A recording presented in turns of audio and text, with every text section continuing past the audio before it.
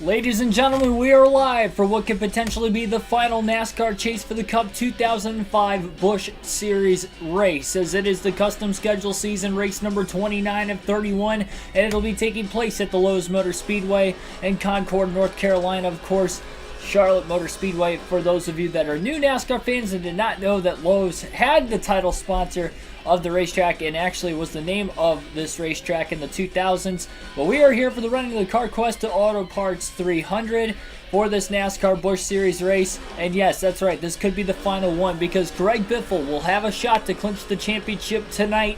And as you see on the left-hand side of your screen above the camera, or at least where my face is on the camera, you guys will see the points clinching scenarios. You might not be able to see it too well right now, but once I hit start race, you guys will be able to see it perfectly fine.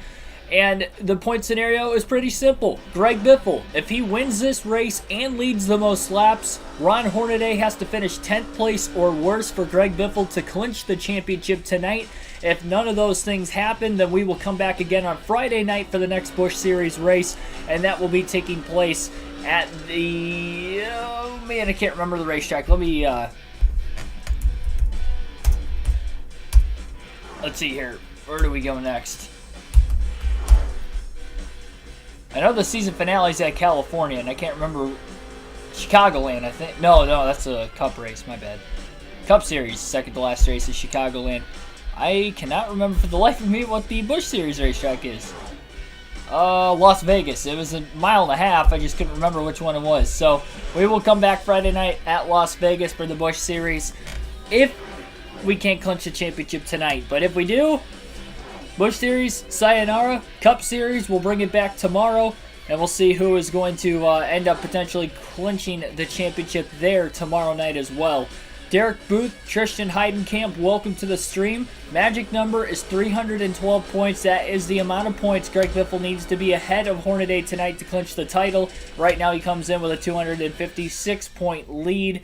Definitely comfortable, but again, two bad races. Hornaday's right there going into the season finale, so we'll see what will end up happening there. Like and subscribe for more daily NASCAR content, and let's see if Greg Biffle could clinch the title. He did qualify on the pole, so that's a good start. Obviously, like I said, he has to lead the most laps and win this race for Hornaday to finish 10th or worse, and that's if Hornaday doesn't lead a lap. If Hornaday ends up leading a lap, then he could actually finish 8th or worse, or 8th or better, and still end up having a shot as well. So here we go. Hornaday, of course, starting outside of the front row in second, so this is going to be big. Green flag in the air. Greg Biffle gets a great launch into the restart zone and quickly pulls clear of the 2 car before getting into turn 1. Hornaday's able to get down to the bottom of the racetrack, though, in front of Kyle Busch in the 5 car and try to hold on for second. Off of turn 2, Greg Biffle's going to lead the field down the backstretch. 200 laps, 300 miles is the scheduled distance for tonight's race. Busch to the inside of Hornaday for second into turns 3 and 4. And Greg Biffle off to a good start. He'll lead lap 1 off turn 4. Busch to second. Hornaday falls in line in third after getting down in front of Busch quickly. But now he'll stay behind him. So there's 5 bonus points for Biffle. Now he's got to get the 10 bonus points and go for the win. Michael Turner, Derek Booth, Patrick Shadley, Tristan Heidenkamp, welcome to the stream, and others as well. Welcome in to tonight's Busch Series coverage live on KRC. It is going to be intense from the get-go for Biffle. Has to keep the pressure on for all 300 miles today. Can't relax, especially if Hornaday is going to be driving in the top portion of the field as well. Biffle's going to have to stay out as long as he can through green flag pit stops to make sure that Hornaday does not lead a lap during those conditions as well. So that strategy is going to be straightforward. It should be about a 3-stop race today as well. Hornaday back to second place, getting around Kyle Busch through 3 and 4. Greg Biffle's car was a little on the edgy side of things in qualifying, but that meant it was really fast enough to qualify on the pole. Made an adjustment change from qualifying to the race, so this is the first he's tested this setup. Put about an extra half round of wedge into it, dropped the air pressure a little bit, tried to give it a little bit more grip. So that might slow the top end speed down, but definitely was not going to be able to run that edgier setup throughout the course of a race, Trev, especially if we have long green flag runs today, which most races we typically do, considering there's no stage racing in 2004. So at least at some point we tend to get at least one long green flag run in any of the top 3 series, majority of the time. So definitely didn't want to play the short run strategy at all in this one today, especially again with the championship on the line. Remember the Disney World tracker? You talk about, oh shoot, what was that? They ran some Busch Series races there, if I remember right. Maybe an exhibition race as well. I know the Cup Series didn't race there. I can't remember what the track was actually called, but I do know what you're talking about, Trishan.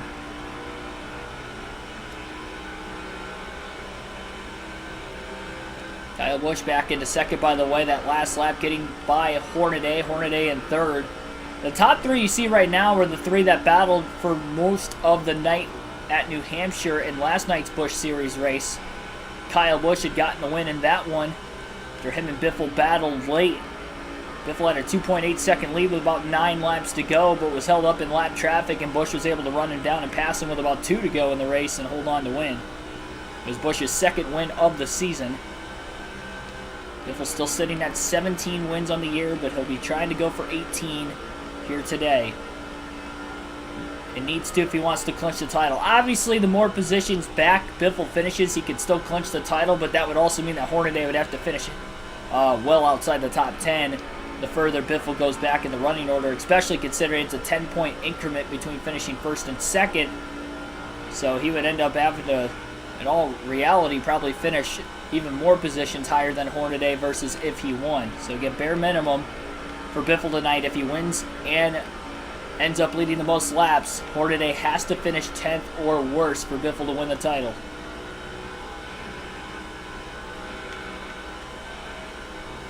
And you can see on the left-hand side of the screen, just above the camera and right below where the skill points are calculating throughout the course of the race, is where you see those championship clinching scenarios. Walt Disney World Speedway, thank you. Yeah, that's the name of it. I thought it had something to do with Disney World in the actual title, but I just couldn't think of it.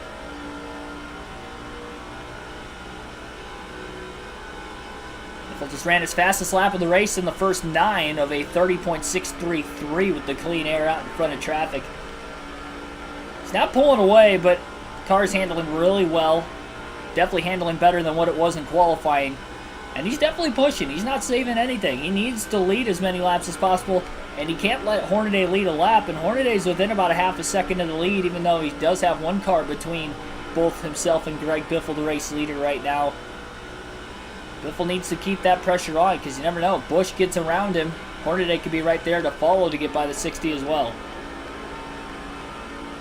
Average 29th place finish. Yep, and that would be if we were to run all 3 races, obviously, to the end of the season. But to clinch the title tonight, Biffle's going to need a little bit of help. Somebody mentioned in the comment section of last night's live stream, after the live stream had ended earlier today, I saw the comment. It was like, well, if Ron Hornaday DNFs, that could definitely guarantee a title for Biffle. And that's pretty much true. If Hornaday did get in an accident or blew an engine at tonight's race and ends up with a bad finish, and it's a pretty much lock-up for the championship for Biffle as long as he stays out of trouble. Easier said than done. Had an incident last night at New Hampshire, was still able to come back and finish second. It looked like we almost had an accident off turn 4 that last lap. I saw on the track map they were getting bottlenecked up in the second half of the field. You can see a big gap on the track map on the upper right-hand corner of the screen about mid-pack right now. That seemed to be where there was potential contact or somebody got into the wall off turn 4 and stacked some cars up a little bit, but we do continue to stay green. Had 3 yellows last night at New Hampshire.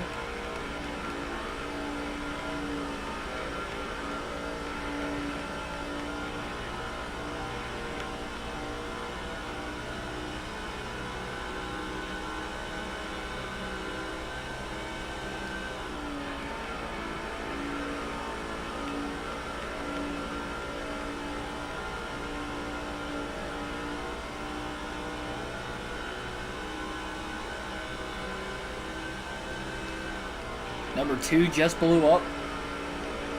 He's still in 3rd. I don't know what you were seeing there. Still him in the AC Delco number 2 car.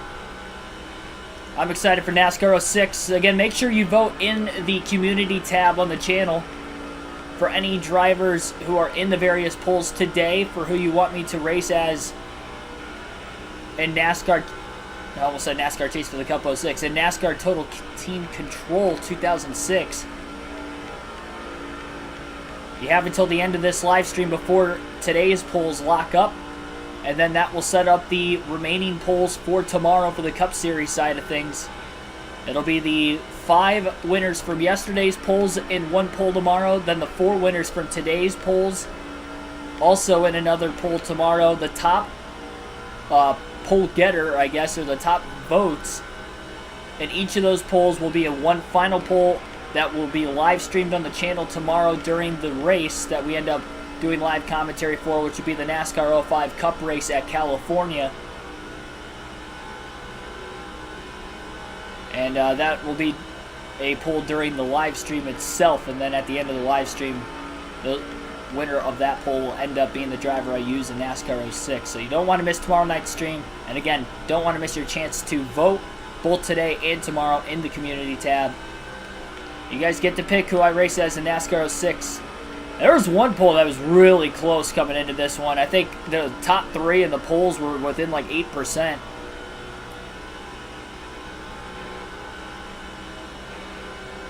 And that was after like 60 plus votes at the time too.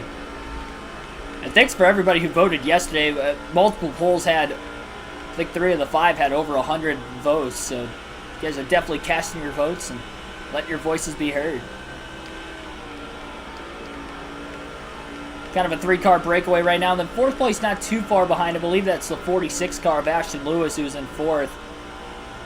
It seemed like there was a lot more pressure from both Kyle Busch and Ron Hornaday those first dozen laps. After that, it seems like Biffle's long run speed is helping him quite a bit, as Kyle Busch hasn't really put a whole lot of pressure on him. I know he's still there, which is definitely putting pressure on Biffle, but he's not hanging on the corner panel like he was those first few laps. Reagan Fan 6, welcome to the stream. R6, welcome in as well. 4 races to go in the Cup season, yep. And I think I do have a chance to clinch that title tomorrow night for the Cup race. It's going to be tough to do it. I'll probably end up needing Gordon to DNF, but it is possible.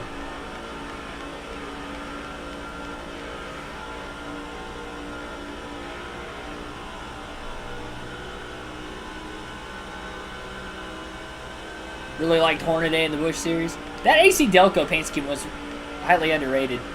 Even when Dale Jr. drove it with the number 3 in the late 90s, Clint Boyer drove it to a championship in the mid-2000s. Hornaday as well, of course.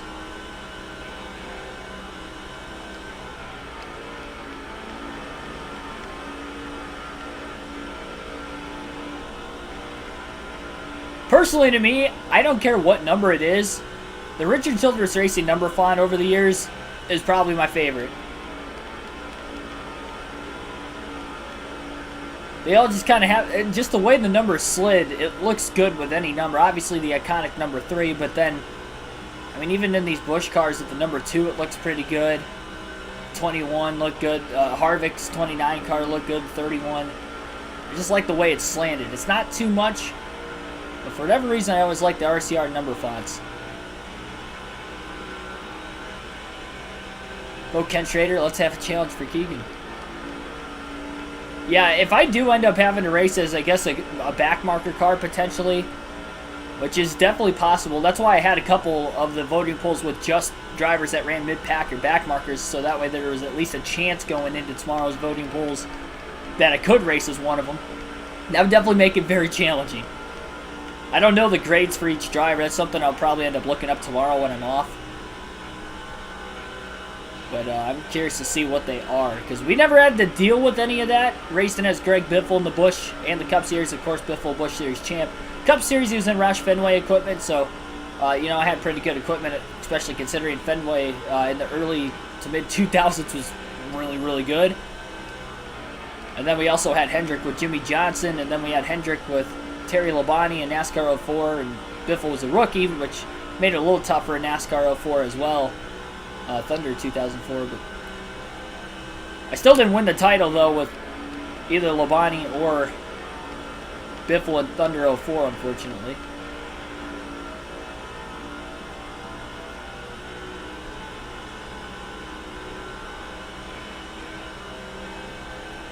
"25 laps in, caution free. Biffle's led them all so far, doing what he needs to do to try to clinch the title. The bad part is Ryan Hornaday's in third. That'll at least keep Hornaday within a shot of the championship going into the final 2 races at Las Vegas and California, which means we would return to this game another night. Hornaday finished in 10th place last night at New Hampshire, so it's definitely possible that he can finish outside the top 10. He's had a few DNFs this season as well. And that's where Greg Biffle is really winning this Busch Series championship. Biffle has not DNF'd in the Busch Series this season. 3 DNFs in the Cup Series, none in the Busch Series, and Hornaday's only had, I think, 1 or 2 DNFs, but obviously that's the difference and the reason why Biffle has a 256-point lead coming into tonight's race. Biffle would have had 1 or 2 DNFs in the Busch Series season. That's all it would have taken. So it's definitely a lot harder, at least for me, to DNF in the shorter races in the Busch and Truck Series. That's probably why I don't really DNF in these series. Hardly at all. I think I had 1 DNF in the trucks on the custom schedule season, but the races are so short, so, you know, me, I'd say, for the most part, pretty good at taking care of the equipment. I don't get in a lot of wrecks, and it's a lot harder to get into wrecks in these shorter series, but in the Cup Series, where the races are 405, especially this time period, a lot of 500-mile races, it's a lot harder to stay out of trouble. So all it takes is 1 slip-up. Plus, these cars are a little slower, so a bit easier to handle. All things combined just kind of makes up for it. I mean, it's amazing how much easier this car drives versus the Cup Series. Like, and more of it's the middle of the corner, because they're just not as fast. I can just feel there's a lot more grip in the Busch Series cars, for the most part. Like, a bad setup in the Cup Series compared to a bad setup in the Busch Series. Like, Busch Series I can somewhat handle it. Cup Series, like, I have no control over it.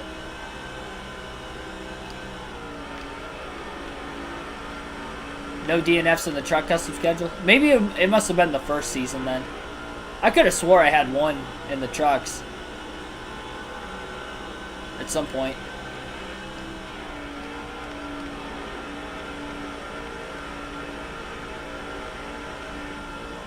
Kyle Busch challenging, looking low.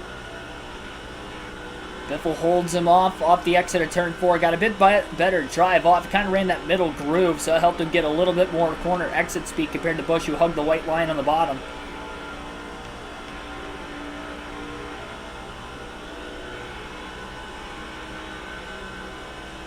Mark DeMars, welcome to the stream as well. By the way, that Schwann's paint scheme from Kenny Schrader in the 49 car, I think it's a little bit of an underrated scheme. I was also looking at some of the paint schemes for other drivers, and of the voting polls, there's certain paint schemes that I'm like, okay, I could definitely go with that driver, because that'd be cool running that scheme, you know, some of the year, and then even multiple schemes for some of the drivers who have been higher in the voting polls so far this weekend. And there will still be a lot more polls even after tomorrow, because we still have to decide the Busch and the Truck Series drivers I'm going to be using for those respective seasons, and you guys also get to vote for them as well. So it might start some of those polls tomorrow also, on top of the 2 main Cup polls. Patrick Ellison, Ashton Township, welcome to the stream.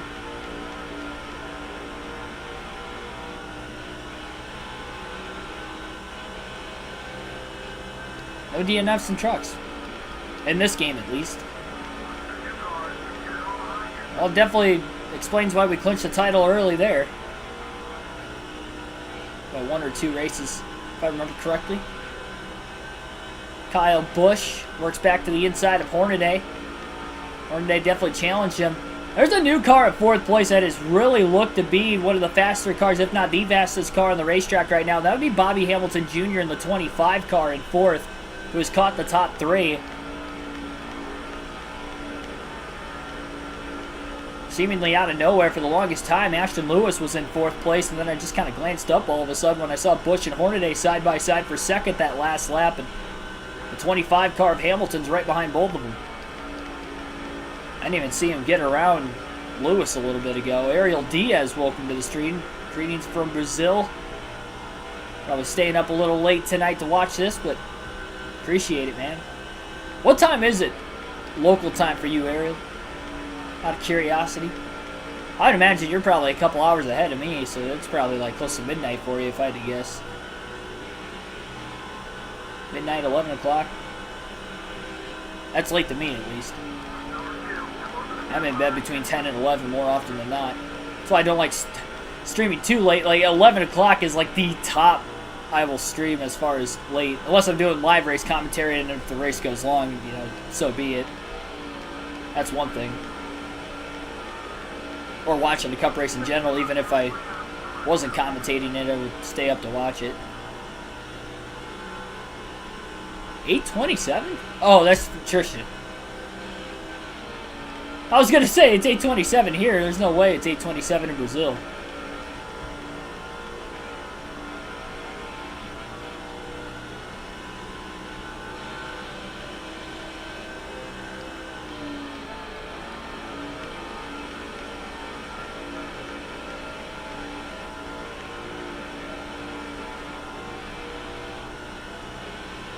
Oh, it's Brazil 7:27.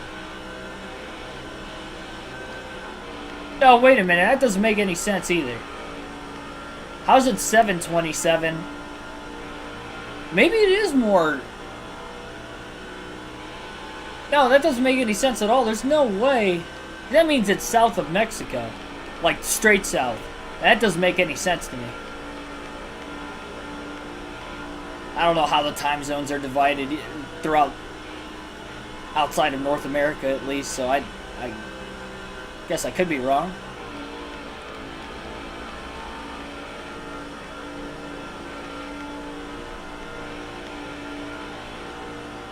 Bobby Hamilton, by the way, is in second. He got around both Kyle Busch and Ron Hornaday a couple laps ago, and he's challenging Biffle for the lead. I think the 25 car might be the fastest car in the field right now, and he qualified a little bit further back compared to the top three who were battling for the lead early in the race. And Biffle, again, has led the first 38 laps now to the start-finish line. But Bobby Hamilton putting pressure on Biffle. Looking to the outside. It's risky to go up there, but he's trying a different lane because Biffle just consistently hits his marks on the bottom lap after lap, corner after corner. Oh, 7:27 in Iowa. Yeah, I was all the times are. You guys are putting down in the chat. I didn't know that you guys are stating your times. Hornaday, by the way, did get around Hamilton for second place after Hamilton tried the outside to get around Biffle. 9:29 in Brazil. Yeah, that makes sense. So Biffle a little wide off turn 2. Got back in the gas a bit too soon that time, and Hornaday nearly got underneath him. Biffle down into turn 3, trying to block Hornaday and back up the corner to hold the inside. Peter Conover, welcome to the stream as well. Kyle Busch going to get around Hamilton rather for third. Hamilton still stuck on the outside lane, has not been able to get to the bottom after trying the outside a few laps ago to get around Biffle for the lead. Probably knows not to do that again. That didn't work, at least on older tires. Maybe on a restart you could get away with it on fresher tires. Close to a 2-stop and 3-stop. Yeah, I was expecting 3. We'll obviously see how this opening run goes as far as fuel, and maybe Biffle can push it to 2. If he has the opportunity to do it, he'll definitely try. Potentially allow him to lead even more laps as well. Again, he has to make sure Hornaday does not lead any laps for Hornaday to finish 10th or worse and Biffle to get the win. Hornaday is currently in third place in the battle for the lead, sandwiched between Kyle Busch and Bobby Hamilton Jr.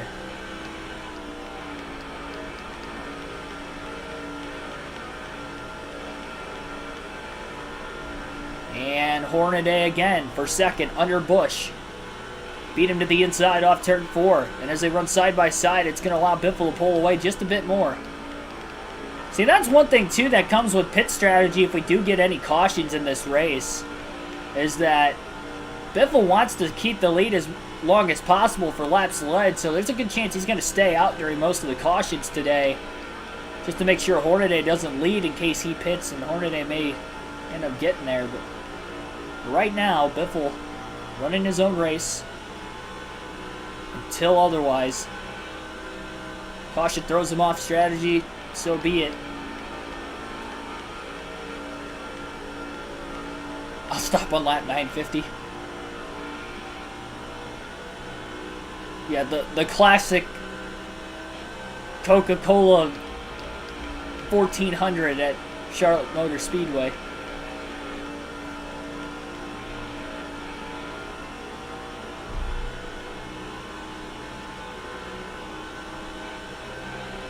Hornaday in second. Biffle not phased though. A lot of clean air obviously in front of Biffle right now. No lap traffic has been a factor. It'll be interesting to see how Biffle's car is going to handle dirty air with a tighter setup that he had compared to qualifying. But again, in clean air in the lead, it's handling really well. No complaints. As long as he keeps the lead, I don't think Biffle's going to plan on making an adjustment change. Even 45 laps into the run, the car still feels great, all things considered. Brian Rodriguez, welcome to the stream. 15 people watch right now, 9 likes on the stream so far. Like and subscribe for more daily NASCAR content. That 18 viewers currently watching. Again, a chance to clinch the championship tonight for those of you just tuning in, wondering what it's going to take for Biffle to clinch the championship 2 races early in the Busch Series. He needs to win and lead the most laps. And then if he does that, and Ron Hornaday doesn't lead a single lap in today's race, Hornaday would have to finish 10th or worse for Biffle to win the championship as well. Right now, Hornaday's battling Greg Biffle for the lead. Biffle's led the first 47 laps so far, but Hornaday is looking for the lead on lap 47. And Biffle, again, just has not made a mistake, and it's going to take a lot for somebody to get around the 60 car at the front of the field right now, because it just does not look like Biffle's going to be making a mistake. This car is stuck like glue on this racetrack, and he can pretty much do anything with the car that he does choose so.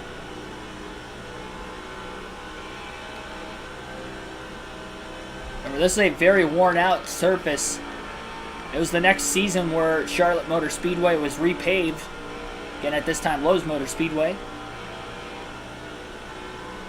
So this is the last season on this old surface. Next game, it'll be a fresh asphalt surface. The 2005 season. Oh, Biffle a little loose that time off turn 4. Wonder if the air got taken off the left rear corner panel a bit as Bobby Hamilton took a peek, but he couldn't quite get underneath the 60. And Biffle holds on to the front stretch, and he's clear into 1 as he gets it to stick on that end of the track. Hornaday trying to cross Hamilton back over through 1 and 2.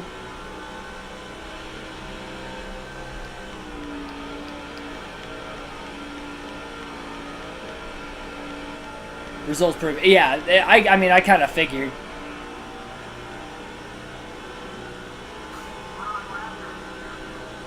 Just like the U.S. I mean, the U.S. has 3 time zones. I would expect Brazil to have at least a couple. Oh, Biffle overdrives 1 and 2. He's in the wall. Big mistake. It didn't take much. Still trying to catch the race car on the back straightaway right now. He's going to lose a bunch of positions. That was a big hit. He had the left side tires down below the apron just a little bit. That's going to give the race lead to Bobby Hamilton Jr. So Biffle led the first 49 laps in the race, but he will not lead lap 50. Good news is Hornaday's not the one leading. But that was definitely a decent-sized hit into the wall for Greg Biffle. See the smoke from the aftermath of him being sideways down the backstretch, fishtailing a little bit. That was a mistake by Biffle. The first mistake he made all day, and he definitely paid for it. Mentioned the car stuck like glue, and it stuck like glue for a moment until he drove it in just a bit too deep. Stepped over the edge for the first time, and it cost him. Now he's about 1.5 seconds off the lead and fell all the way back to 5th.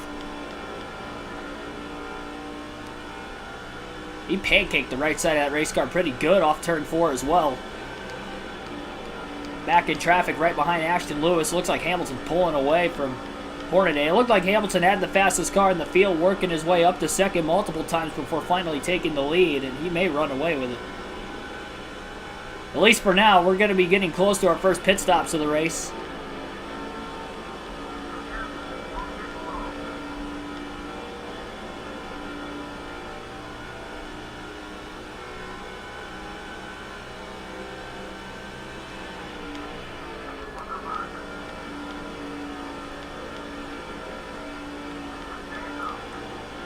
Biffle slides clear of Ashton Lewis off turn 4 to get back to 4th place at least.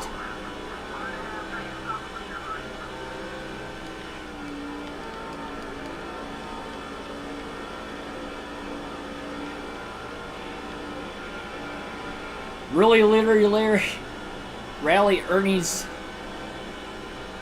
underpanties. Welcome to the stream. That's a tongue twister.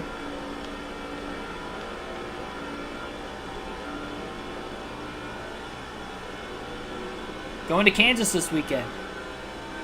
Well, congrats, man. Hopefully you enjoy. I'll be at Kansas for the fall race later this year, the playoff race.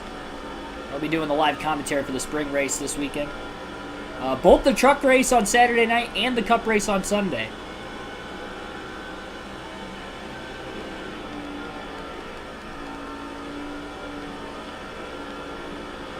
So slowly but surely, creeping back in on Kyle Busch.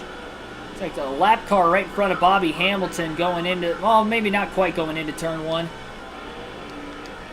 Definitely closing in on him. Biffle trying to get to the inside of Kyle Busch. Couldn't quite do it through turns 1 and 2. Busch hit his marks pretty good. Dark Crypto, welcome to the stream.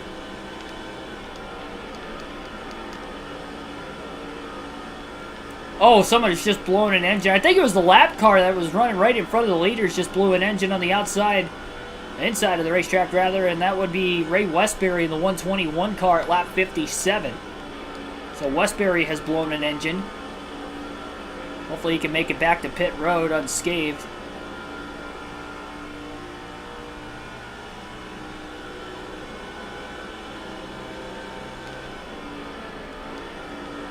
Biffle can't get around Busch right now.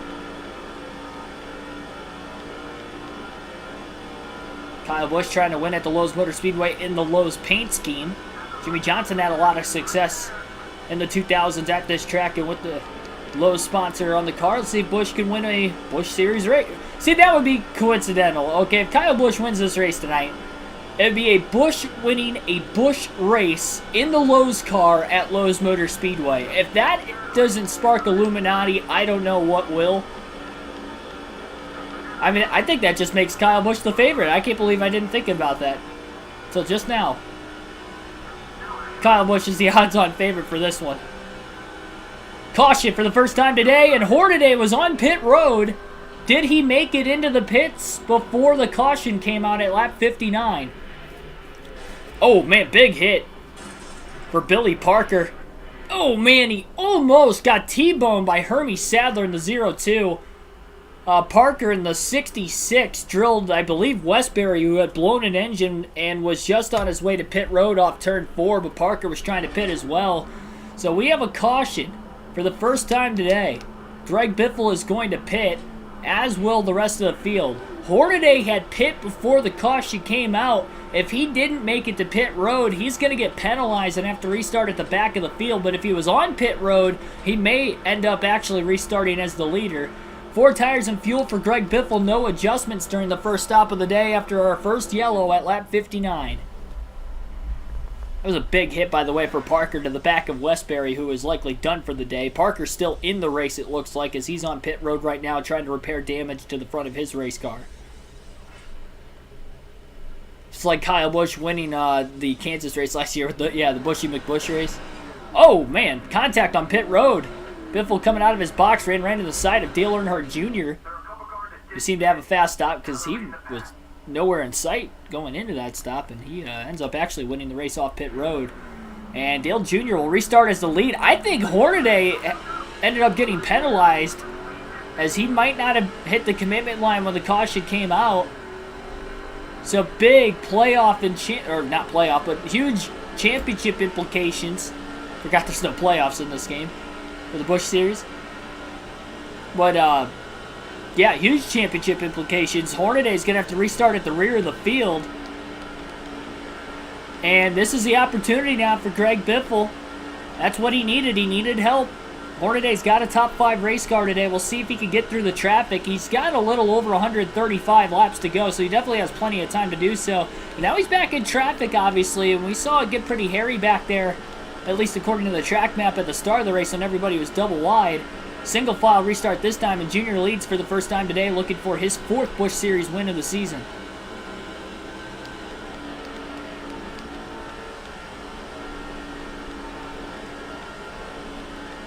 Biffle trying to get back to the lead as quick as possible. He was able to lead 49 laps, hasn't led since lap 49. Leading those first laps after starting on the pole. Biffle looks low. Junior going to pinch him into turn 1. Great corner by Greg Biffle. Got it to stick on the fresh tires. And this has been a brilliant setup so far for him. He'll clear Dale Jr. off turn 2. That was a very tight squeeze that Junior put on Biffle, but Biffle held his line perfectly. Takes the lead again and can continue to lead more laps at Charlotte. And it might be wide open now for a championship for Greg Biffle today. Again, it's going to be interesting to see if Hornaday can get through traffic, but the way things are playing out right now, things are looking very, very high for Biffle as we run. He would be the championship winner today. Junior in front of the crowd. Oh, never mind. Like that. Probably all gasping for their breath right now at lap 66. Long ways to go, Junior Nation.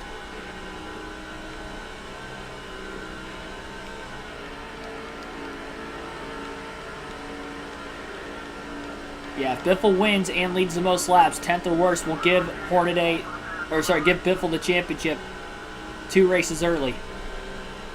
But again, Ron Hornaday has not led a lap yet today either. So again, if he ends up leading the lap to score 5 bonus points, then that means he could actually finish 12th or better and still have a shot if he leads a lap. He was not able to. He got as high as 2nd multiple times during that first run before he pit. And that's the problem, though, with short pitting on any racetrack, really a mile and a half and less.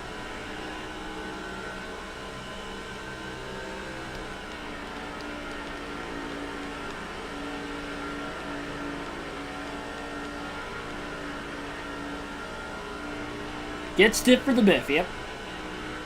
Biffle trying to win his 2nd career Busch Series championship today. Kyle Busch is going to drive up to 2nd place.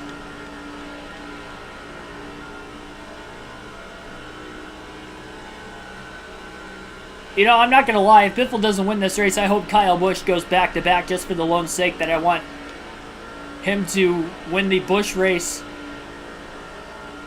as a driver with the last name Busch at the Lowe's Motor Speedway in the Lowe's car.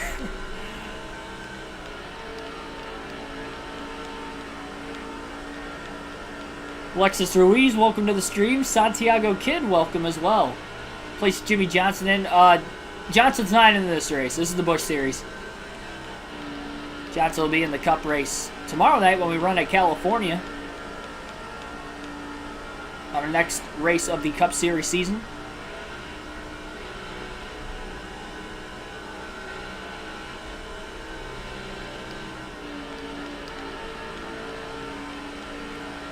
Wish I could go to Portland. Might not be able to. Yeah, interesting thing with that, there's a Home Depot in Portland that was looking for extra workers, I guess. So they're transferring some of our workers over for like a month, right around the same time the Xfinity Series race would be held in Portland. I was like, oh wow, I could actually go to that you know, have like everything paid for except for like the race ticket, obviously. But like I would have the weekends off and go to that race on the Saturday. And unfortunately, though, if I did that, I would not be able to go to the Indy 500, so I'm definitely not going to be doing that. If I wasn't going to the Indy 500 this year, I'd say, hey, what the heck? That'd be kind of cool. Get a free trip. Work there for a month, come back home.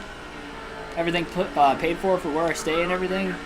But, no, that wasn't... Not missing out on the Indy 500. I have my tickets already.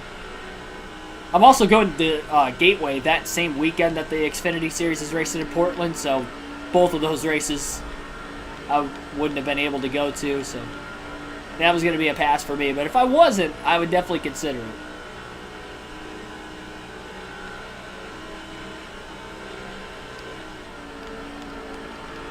Kyle Busch is an automatic favorite. Kansas race Sunday because of the Illuminati. It's not the Bushy McBush race again, though, is it? I don't think it is. I think that was just last year. Because they had like a fan survey or a fan vote that literally fans got to pick what the name of the race was going to be. And somebody mentioned that and started to spread like wildfire. And, well, they ended up naming it the Bushy McBush Race 400.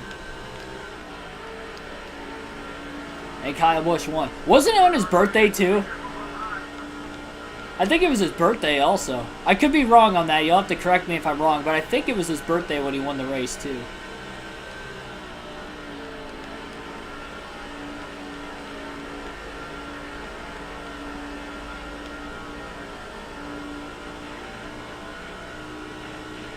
Dale Jr. Kyle Busch have been battling for second off and on.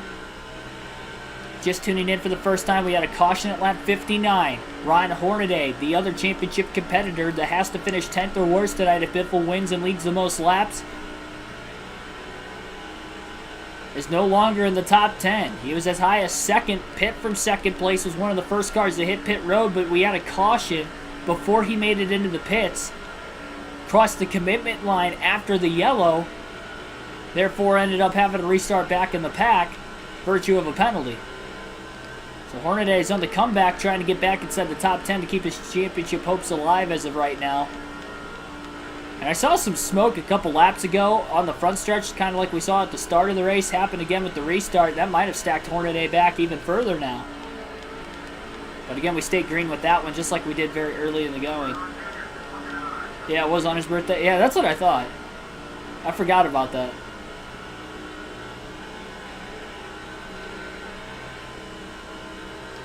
It's not Kyle Busch's birthday today. That would only make this even more confirmed if it was his birthday in real life.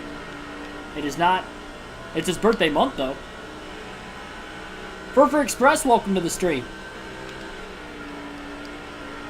A really wide entry into turns 3 and 4 that time. Dale Jr. almost underneath Biffle.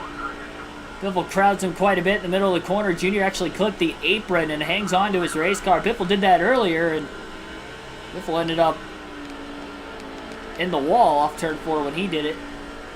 Dale Jr. is looking very strong, though. Looks like his car is really able to handle well, even in the dirty air, in line right behind Biffle in the middle of the corner. And running the same line.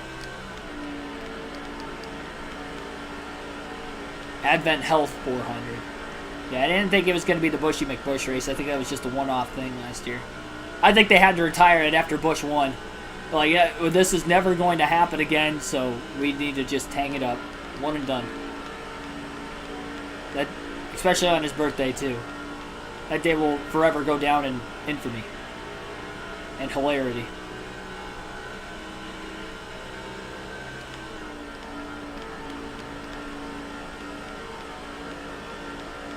Phone's doing a buffering thing. Yeah, I know. It's not an issue with this chat, I know, or with the stream. Everything's running perfectly fine so far tonight, fingers crossed. I had an issue with it a few nights ago randomly, which was kind of odd. The OBS kept kind of restarting on me randomly for like 5 minutes. We had a bad lag, and then it just kicked right back into gear again. Yep, 2:30 is going to be our pre-race for that Advent Hell 400 as well this weekend. And then 8 p.m. Eastern Standard Time, I'll be going live on Saturday night for the truck race. I'll be home in plenty of time from work to stream you guys that race that night. Because I won't have to work the next day with having off on Sundays and Mondays. It works out perfectly. There's a lot of cars right now in traffic right behind Greg Biffle. All kind of under a blanket. I wonder if they've made the right adjustments that Biffle maybe he's just holding them up because he's not as fast as he was earlier in the day. Kyle Busch up to second, might lose second immediately after getting it, though, as Dale Jr. crosses him over off turn 4 as Busch went a little wide in the middle of the corner. Tight, may have gotten back in the gas too soon, maybe a combination of both.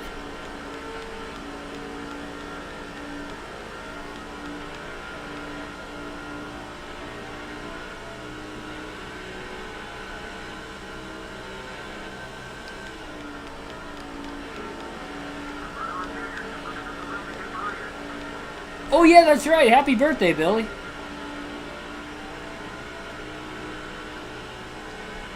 Forgot you mentioned earlier in the week that I think tonight was your birthday. Sorry if I'm off. For Express 23.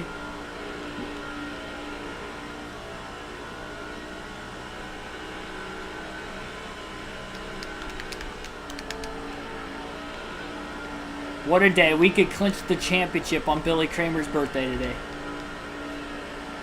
It'd be a birthday wish come true for him, I would hope.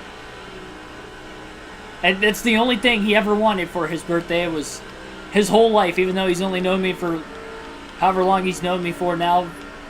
Less than 2 years. Only ever wanted Keegan Schneider to win a Busch Series championship on a custom scheduled season on NASCAR 05, racing as his favorite driver. Not Billy's favorite driver, but my favorite driver. At least when I was a kid.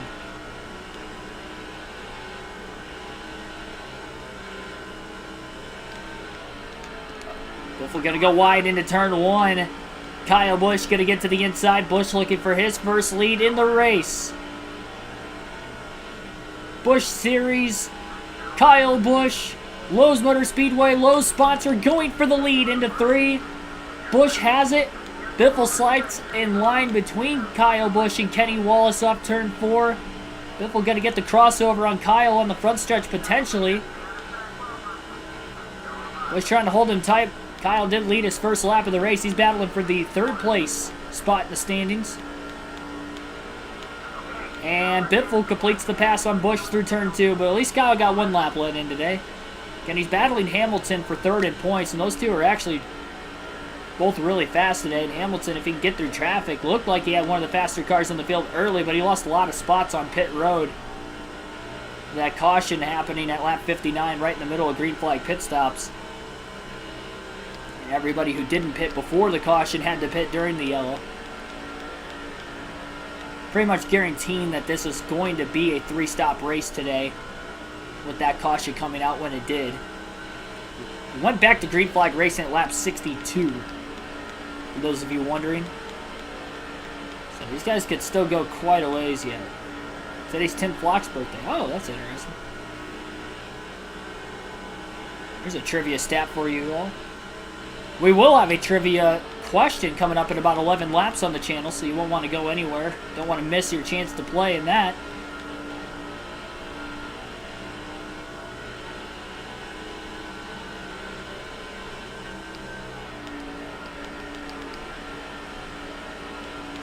.1 mile track, my goodness.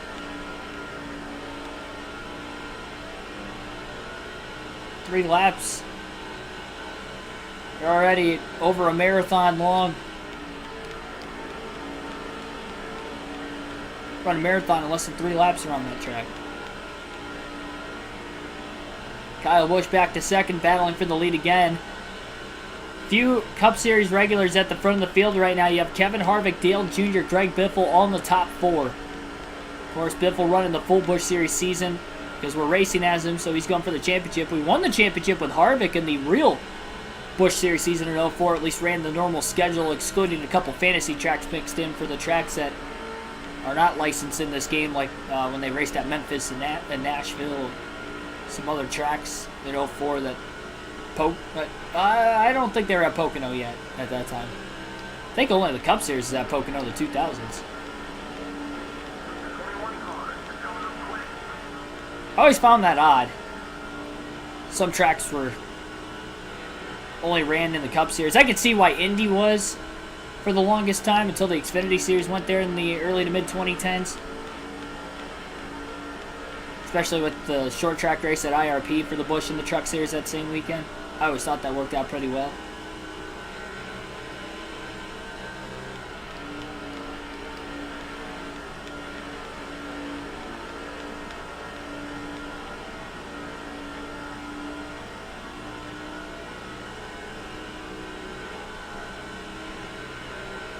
Kevin Harvick in 2nd place right now. Greg Biffle's the race leader. Kyle Busch still stuck on the outside after not only losing 2nd, maybe in danger of losing more positions. Kenny Wallace up to 3rd. And Dale Jr. is underneath Busch for 4th down the back straightaway.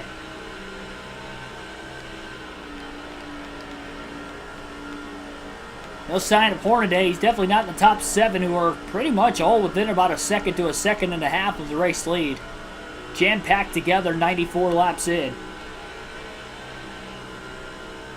Sooner Biffle could clinch the most laps led, the better. It could change the strategy late in the race depending on how the cautions play out. Definitely didn't hesitate to pit, though, during the last yellow, knowing we were in the middle of green flag stops when the caution came out. So if we get one in the middle of a green flag run is where he'd have to think, but he didn't want to hesitate at all during that caution.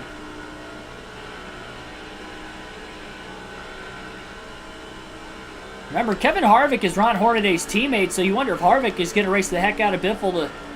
You never know. You never know. Biffle and Harvick had a history in the early 2000s. They were rivals around this time period, and I have to say, you know Harvick to be a little on the aggressive side, especially in this day and age in NASCAR. Young Kevin Harvick. Harvick about to lose second place to Kenny Wallace. Stacker 223 car. And Wallace is up to second. Good run for Kenny so far tonight. Busch Series, he's shining against a few Cup regulars. Looks for the lead on the backstretch. Biffle actually had to go low to block him. Kenny had a really big run. Biffle pretty flat into turn 3. He's going to go up the track a bit. Just stays in front of Wallace off turn 4. Halfway on fuel at lap 96. About 34 laps into this green flag run so far when he hit halfway on fuel. So looking at about 67 to 68 laps. Biffle could go on fuel on a full tank here.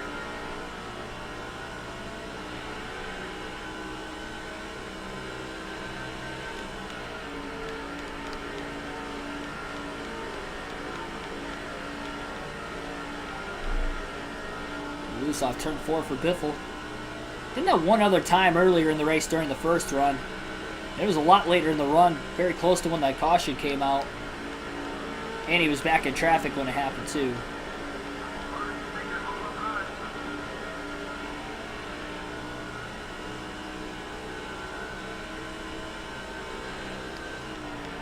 Although Biffle's dominated the race in laps led, he's definitely not dominating as far as just pulling away. It's just so hard to pass here with the old surface.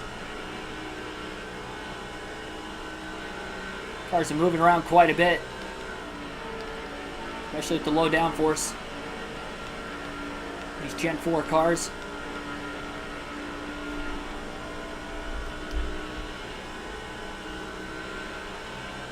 Lap 100 this time by, and then we'll be halfway home the following time after that to the start-finish line. Then we'll have tonight's trivia question.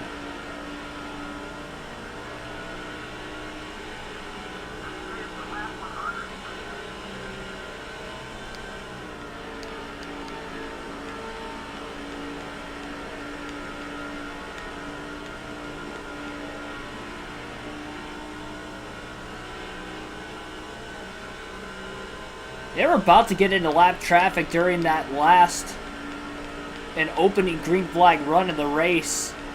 Bobby Hamilton Jr. was leading at the time. The first lap car he caught happened to blow an engine right in front of him and then got piled into from Billy Parker off turn 4 from behind, and that's what caused the caution flag.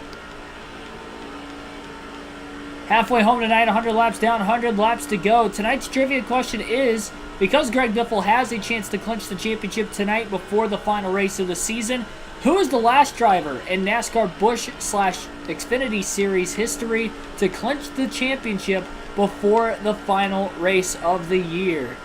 So again, who is the most recent Xfinity Series champion to clinch the championship before the final race of the season? I think somebody's going to end up getting this eventually, but if not, I'll give you guys the answer at lap 110. No hints for tonight's trivia question as well. See who can get it first down in the chat. It is not Dale Earnhardt Jr.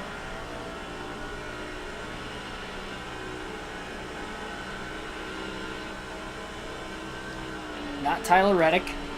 Remember, Reddick won his during the Championship 4 era, so it wouldn't be possible during the playoff era. Austin Reed, welcome to the stream. Not Jeff Gordon. Not Jimmy. Jimmy Johnson never won an Xfinity title. Not Stenhouse. He's not the most recent.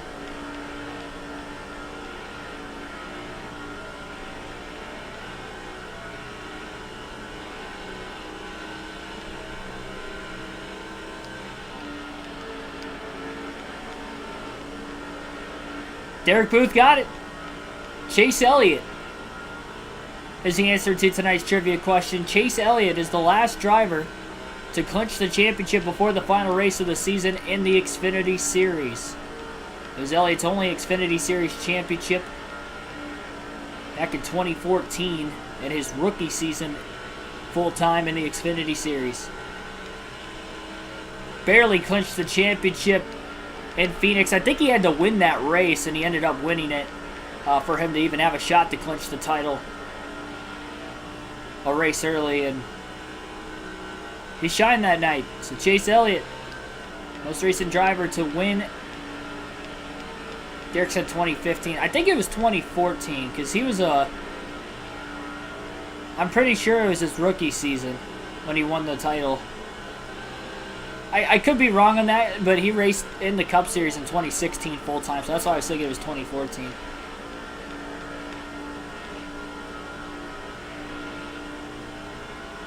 Yeah. That's what I thought.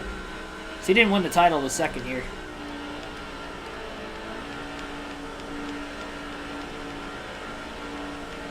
That's okay. You didn't have to guess the year, though. You just had to guess the champion tonight. Sometimes I have you guys name the year, too.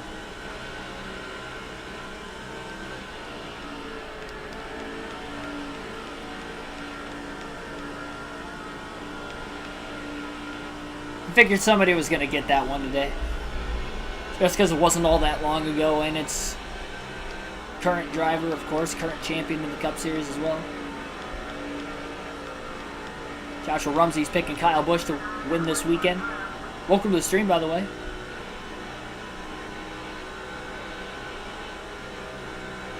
Biffle continuously leading just past the halfway mark tonight.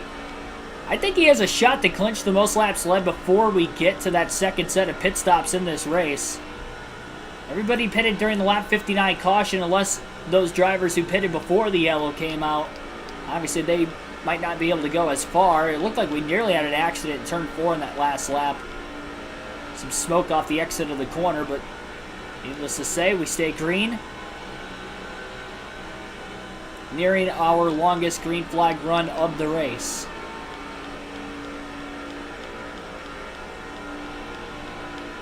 Keegan's legit the youngest 22. I think there's somebody younger watching. There has to be. That's actually kind of strange, though, if you think about it, because I feel like, generally speaking, a younger audience would probably, considering, you know, I'm 22. I'm still young, but I did not think I was, you know, the youngest. But I know when I look at my analytics, honestly, on YouTube, it's pretty well spaced apart. Like, there's no age group that really, like, no age group within a 10-year difference that really, like, shines as the most watched on the channel. It's pretty evenly dispersed, whether you're, like, 13 to 18 or 19 to 24 on the channel, and then, like, all the way up into, like, even the 60s is, like, right around 10%. Like, it's everything. Some of that might be the live race commentary, too, that kind of plays into factor with that, but even still, it's, like, very, very close. Like, there's no age group that just pulls away from another that is more watched than any other age group on the channel. So that's pretty cool that I could appease both the young and the older viewers.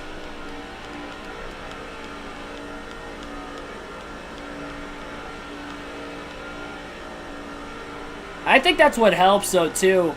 Because I feel like a lot of the older video viewers, maybe not in it for the video game side of things, if I had to guess, but in it because of the live commentary, whether it is the live commentary streams or this, even just with doing realistic commentary, you know, it's maybe something different than just sit down and playing a game and, you know, BSing and talking NASCAR, which we still do that, but doing it with a somewhat, you know, legitimacy with a race going on at the same time.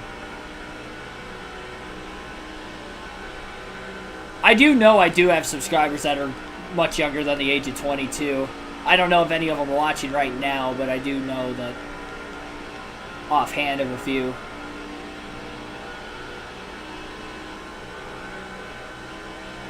Still think of a child.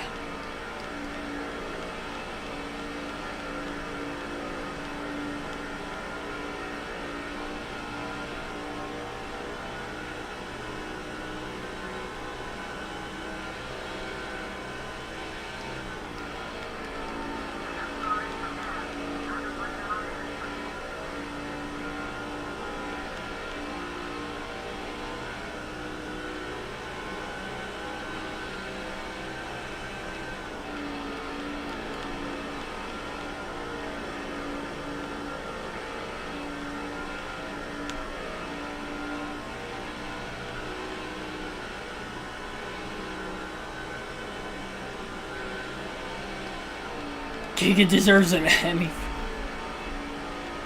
Hey, I'll gladly take an ESPY. Give me the ESPY award for the best online, best YouTube NASCAR commentator.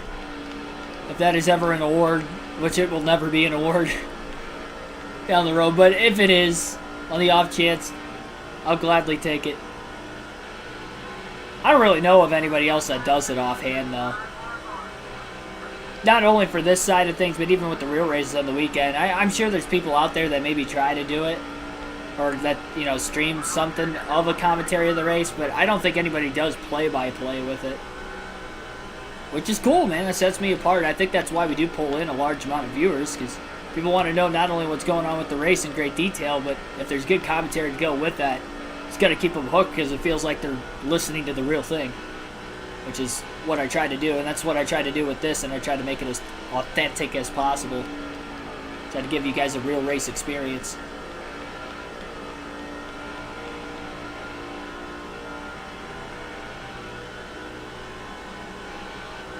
There's a pretty big pack of cars right now, right behind Greg Biffle, all battling for the lead. Nobody has tried to make their second pit stop of the race yet, but we are nearing closer to the second stop of the day, potentially the first round of green flag stops. We started green flag stops earlier. Caution came out in the middle of them.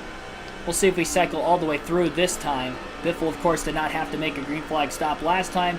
So if he does, he's just going to have to make sure he doesn't speed. Good news is Biffle's already clinched the most laps led today just a couple laps ago. So he's already nearing over 100 laps led in this race, and again, has clinched the most laps led. So that means that if he does win this race, Hornaday would have to finish 10th or worse as of right now for Biffle to win the championship. So even a top 10, Hornaday could not win the title. If Hornaday does end up leading a lap maybe during green flag pit stops, if he could stay out longer than everybody else, I think he'd be willing to do it, because that could save him a couple positions, and then he could actually finish 12th and still have a shot at the championship. It being 3 points per position outside the top 10. 5 bonus points for leading the lap. Kevin Harvick finally gets around Kenny Wallace for second place that last lap. Battles Biffle on the front stretch. The track position is king in today's race. It's been tough to pass the leader. Really, the only one to do it has been Biffle, but it was on a restart when he got around Dale Jr. And Bobby Hamilton got around Biffle early in the race at lap 49.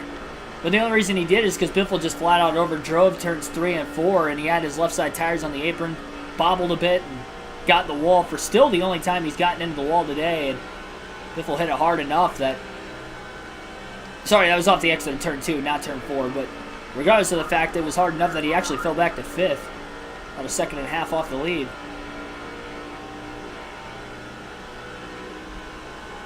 Oh, I would not be a great... You got to hire a business person for that, I feel like. Buddy might went to college for business. He'd probably be much better at it than me. I've never, like, worked on the business side of things. Like, if I were to own my own business, it would literally just be me, myself, and I working for it, which is why YouTube's great for me, but, you know, I don't have to worry, at least for right now, about, you know, anything else, management and money-wise, because I'm handling literally everything that goes on with the quote-unquote company, even though it's not an actual company.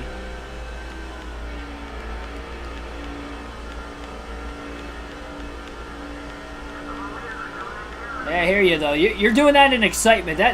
I'm alright if people are cussing for, you know, excitement. It's a little different when they're calling them, you know, other people's names and stuff. That I don't roll with, but Biffle is definitely looking like he is in a capability of winning the championship. Harvick actually got to the inside of Biffle that time off turn 2. Has a shot to take the lead. Biffle shuts the door on Harvick into turn 3. Big block by the 60. We got a car on the wall. Turns 3 and 4. No caution. We continue to stay green. Biffle's in the wall off turn 4. He slipped up off the exit of the corner. And that's going to give Kevin Harvick the race lead on the front stretch. So a lot of the leaders have pit. Not all of them, but a lot of them have. And we nearly had another caution in the middle of green flag pit stops. We'll see if we continue to stay green. So risky to pit early, but these guys can't go any further on fuel. Biffle managing it much better right now.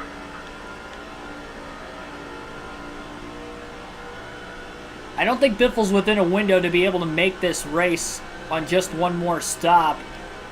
That caution coming out in a weird time at lap 59 earlier didn't help. We have 76 laps to go right now.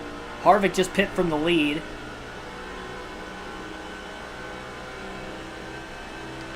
I'll pay $2 per hour.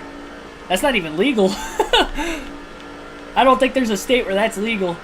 I feel like minimum wage in every state has to be at least like $6. At least. Then again, I don't know about, like, you know, maybe Alaska or something like that where there's so much land and I feel like everything's cheap up there. Maybe you can get away with it in a state like that, or like Maine or something.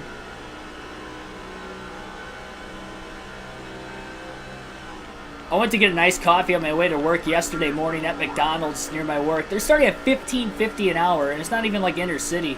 I mean, it's off the exit of a highway, so it's off of I-75, so I would imagine it's regularly busy, but $15.50 at McDonald's. I actually started, my first job was at McDonald's when I worked in high school, my sophomore and junior year, and then I think I worked there up until like the very start of my senior year. Then I ended up just working at UPS through the winter and stuff. That was another deal, but anyway, when I worked at McDonald's in high school, I started at $8.10 an hour. So seeing $15.50, it wasn't even that long ago. It was like 6-7 years ago that I was making that much money. It's hard to believe. It's like, man, and granted, I'm sure there's some. The one I work at probably isn't paying $15.50 because it's not a big city. It's not even a city, really. It's a town, but happens to have a McDonald's. But they're probably paying like $12-13 an hour. I could probably guarantee that. I wouldn't be surprised if they're paying over $13 an hour. That's still over $5 more an hour minimum wage than what I started. That's like almost $1 a year, raising the minimum wage from the time I was in high school to now. It's crazy. I don't know what the actual minimum wage is in the state of Ohio right now, but it's crazy how quick it's gone up.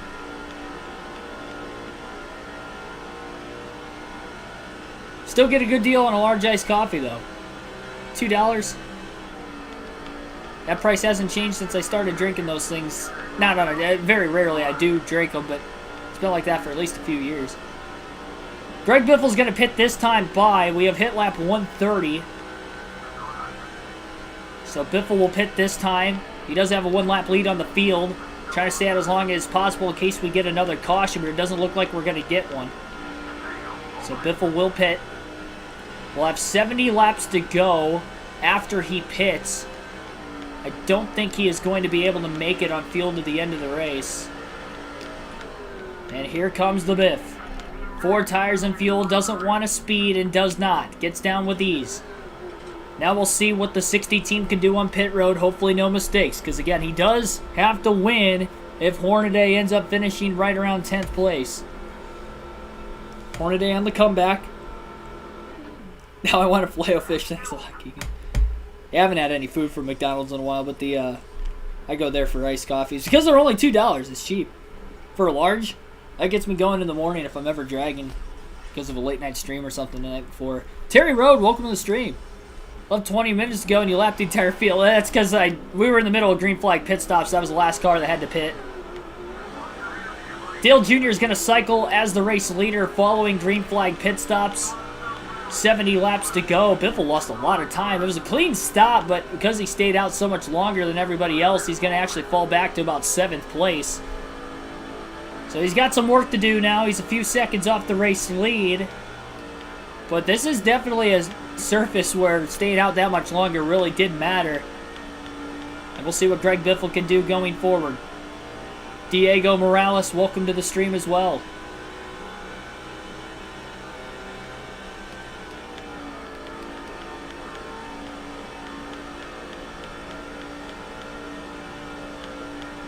$9.30 is I guess that's reasonable. I mean, it was $8.10 7 years ago. I guess I could see $1.10 over like a 6-7 year stretch. But there's like very few places I feel like that are actually, you know, paying that. I feel like it has to be like a local, you know, like a local grocery store or something like that. If you're working for a franchise, you have to be making more than that. Maybe unless you're like a waitress or a waiter. Because then you're working off tips more than what you're actually working off salary. So those people probably make minimum wage for an actual, like, you know, hourly pay. $15 minimum wage in New York. Yeah, but the price of living's up, though, too. So I'm sure California's pretty high as well. Order my cake. Funny story with that. So somebody actually did come through the drive-thru and ordered it when I was, and I can remember this vividly because it was somebody that I went to high school with. He was a year older than me, and I didn't know it was him that night. So anyway, he comes through. He orders a McGangbang, which essentially is a McDouble and a McQuarter. Or sorry, McDouble. What is it again? It's a McDouble and a McChicken, I think. And we had this older lady that was working there as her like retirement job. And she was the one working the drive-thru. So when he said that, you just hear like an old lady just like, a what? A McWhat? It was the funniest thing. I was like, oh my god, this guy ordered it. Lois is working drive-thru, and I heard it because I had a headset on when it happened. Because I was usually the one that like started making the sandwiches, so I'd have to hear it so that way I could start making the sandwich while they were ordering. So that way, by the time the order was up, you know, the food was about done. But it was just, yeah, I remember that vividly. And then I went to class the next day, and I had class with him because I think at the time I was a junior and he was a senior. And this kid was talking about it before, like, calculus or something, whatever math class I was in at the time. I don't know, it would have been pre-calc, not calculus. Pre-calc. And he was talking about it before class, like, yeah, I ordered a gangbang at McDonald's, and there was this old lady working, and I worked there. I was like, dude, that was you. I was like, I wondered who that was because I heard it over the headset. He's like, oh, no way, and that was hilarious. It was kind of like a full circle kind of thing. And the thing was, it wasn't even in my local town where the McDonald's was. It was like another town like 10 minutes away that he happened to be at while I was working and said that. So we had two sides of the same story, which was kind of cool. We had one from a coworker that worked there and heard it, and we had one from the person who actually said it himself. No, she didn't know about it. No, she did not know about it. I'm like, what? I can vividly remember that, though. That was probably one of the more funny moments I had while working there. I'll tell you what, you work really anywhere that has to do with, like, a public service or something where you're working with customers, like, one-on-one or a food place like that. There's a lot of stories that I have that I'll have to share sometime. Tonight's not the night. We got some business to deal with, but I thought I'd say that means we got on the road and talked about McDonald's for a little bit. I remember that. Stop telling Keegan. But I thought that was pretty funny. I'm like, what? Yeah, it's not like I have to listen. Biffle was able to get to 6th. Ashton Lewis actually short pitted. The window's open to the end of the race now. Biffle's probably looking to be only 2 to 3 laps short on fuel to the end of the race. He's making up a little bit of time on the leaders. Almost had contact with Kenny Wallace off turn 4. Makes a clean pass to get back inside the top 5.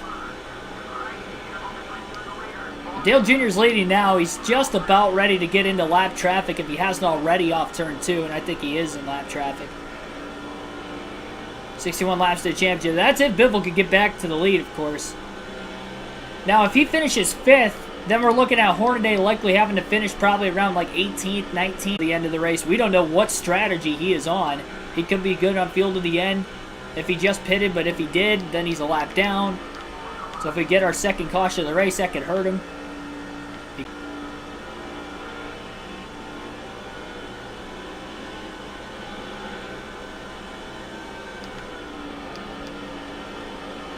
Yeah, sorry, OBS disconnected a little bit. I think we're good now. It lagged for about 10 seconds, but should be back up and running now. Let me know down in the chat if it's working all right. I just saw a comment about a McNutt, and I've never heard of that. I heard of that one, though. I think that started up, or at least became popular right when I worked at McDonald's, so it was a big thing for somebody to order that. And I think somebody else ordered it. It wasn't the same kid, but somebody else also ordered a McGangbang like a couple days later in the drive-thru. And I had this other manager who was actually working, and the manager was, I think he was in his 50s at the time while working there, but so a middle-aged guy. I don't know if he knew what it was or not going into it. He ordered it, but I was like, oh, dude, that's the manager. Let's see how he handles it. He was working the drive-thru. He's just like, the chicken McDouble, right? And then he's like, yeah, you actually know what it is? He's like, yep. Yeah. He took his order. We made it.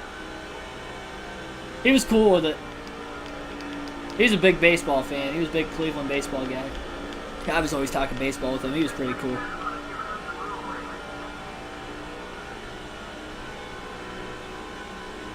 We're going to work through his first lap cars of the race today as he catches the 56 of Cody Holt. He's worked his way up to third. I think Kevin Harvick and Dale Jr. are the only two cars still ahead of Biffle position-wise. And then again, Ashton Lewis already short-pitted, who is also in front of Biffle. He's running about 5th or 6th place when he pit.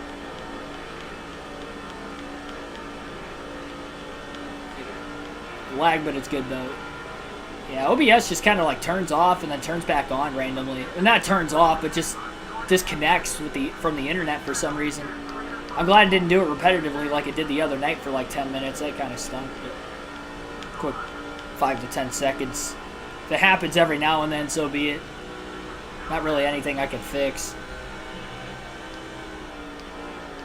Not like I can update it or anything because it's on the most recent and current version.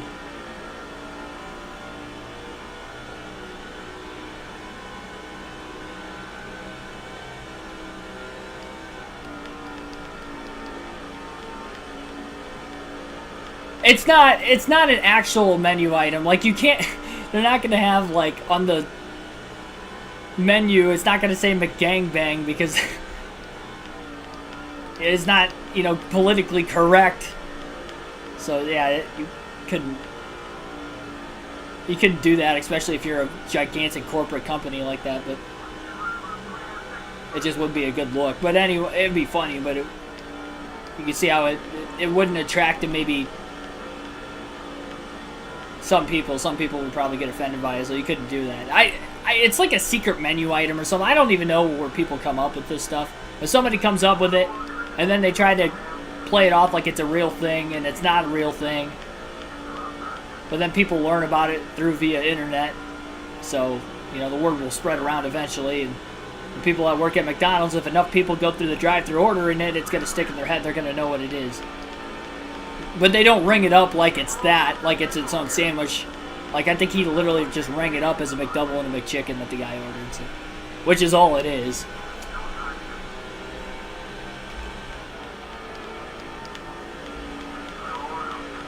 It's gonna say because it sounds, yeah, no, it's not real. Those things are not real. Don't take people's word for it because people, I can remember even back, no, it's a real thing. No, it's not a real thing. I don't know who made it up. People make stuff up on the internet all the time. Forever, we will know that not everything on the internet is true. That is one of those things. Yeah, there's probably secret menu stuff at a lot of multi-billion-dollar publicly traded companies.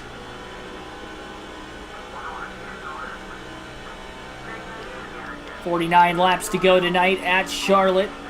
For those of you wondering, championship is still on the line. Dale Jr. is the race leader. Greg Biffle still in third, and Kevin Harvick in second.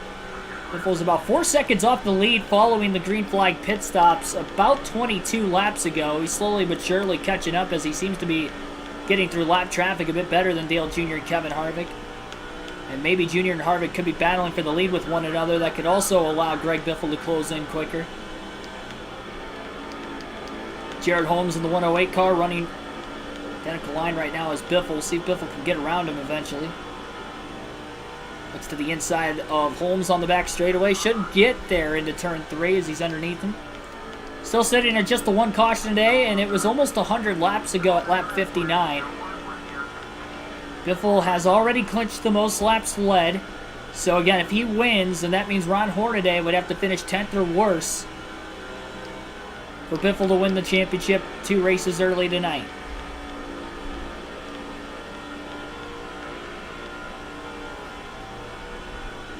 Via tiebreaker if he does finish 10th.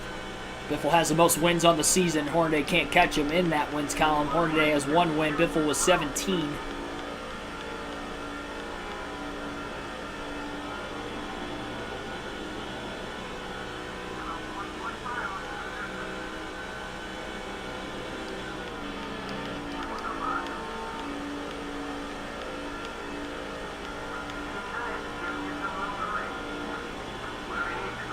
Passes another lap car, Blue Castleberry off turn 2, continues to close in. 10 lap fresher tires for Biffle. That does make a difference on this worn out surface. They will still even out over time, but Biffle also does have a really fast car. Compared to Harvick and Dale Jr., he did seem to have a faster car than them in general as well, which also obviously helps. The only one who really looks competitive on speed that could beat Biffle is Bobby Hamilton Jr. if he ever gets the track position. But his pick crew's been letting him down today, both under the green flag stop and the caution pit stop earlier in the race. 44 laps to go for Dale Earnhardt Jr. to try and get his 4th win of the Busch Series season. And Greg Biffle, who's only 1.1 seconds off the lead, trying to win the race to win the championship.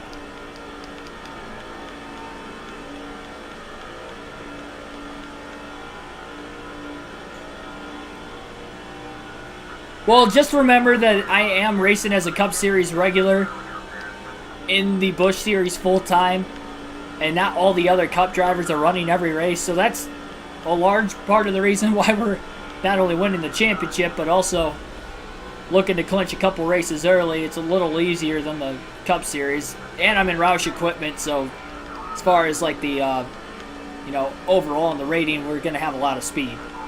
It was Roush in 2004. They had a lot of speed.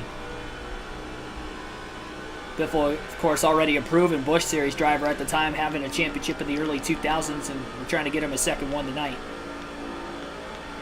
Yeah, next race will be on Friday for the Busch Series. If the title's not clinched tonight, that race will be at Las Vegas. Lap car just got the wall off turn 4 behind Biffle, trying to hang on to it as we continue to stay green down into turn 1, though. Harvick losing Dale Jr. a little bit through turns 1 and 2 as he got stuck behind the 20 of Mike Bliss and then the 117 of Corey Haynes. Wade Selinsky, welcome to the stream. Just in time for the conclusion of tonight's race. 19 likes on the stream right now. We've had over 20 viewers at one point in time. Thanks for everybody tuning in. Hit that like button, subscribe for more daily NASCAR content. Live race commentary for the video game races during the week and the real races on the race weekend. Same commentary for both. Be live streaming the commentary for the Truck and the Cup Series race this weekend. So Saturday night at 8 p.m. Eastern Standard Time, we'll be live for the Truck race at Kansas on the channel, and then the Cup race on Sunday at 2:30. We'll start our live stream that afternoon as well. Harvick closing, but he went to the outside through 3 and 4 that time, maybe trying to build up momentum to catch Dale Jr. 40 laps to go for Greg Biffle. It's taken him about 30 laps into this run, and he's still trying to catch the top 2, but he's slowly but surely chipping his way up there. Everybody still has to make one more stop to the end of the race, and for Greg Biffle, likely needs to win the championship. At least if Hornaday finishes 10th or worse without a lap led, which so far Hornaday hasn't led yet today. That's what Biffle would need. Man, it is hot in my room. I am sweating profusely right now. I'm thinking that this isn't like a 500-mile cup race, because that would not be good. I have the central air on, so I didn't have my fan on tonight. And it's still warm in my room. It's like, well, it's probably cooler now because it's nighttime, but it was 86 earlier today. It's like should like crank on the heater full blast and act as if it's like a real race car I'm driving in. Gonna lose like 4 or 5 pounds during this race. I'm trying to bulk up, not lose weight. I don't need to be sweating this much while I'm sitting down. This isn't fair.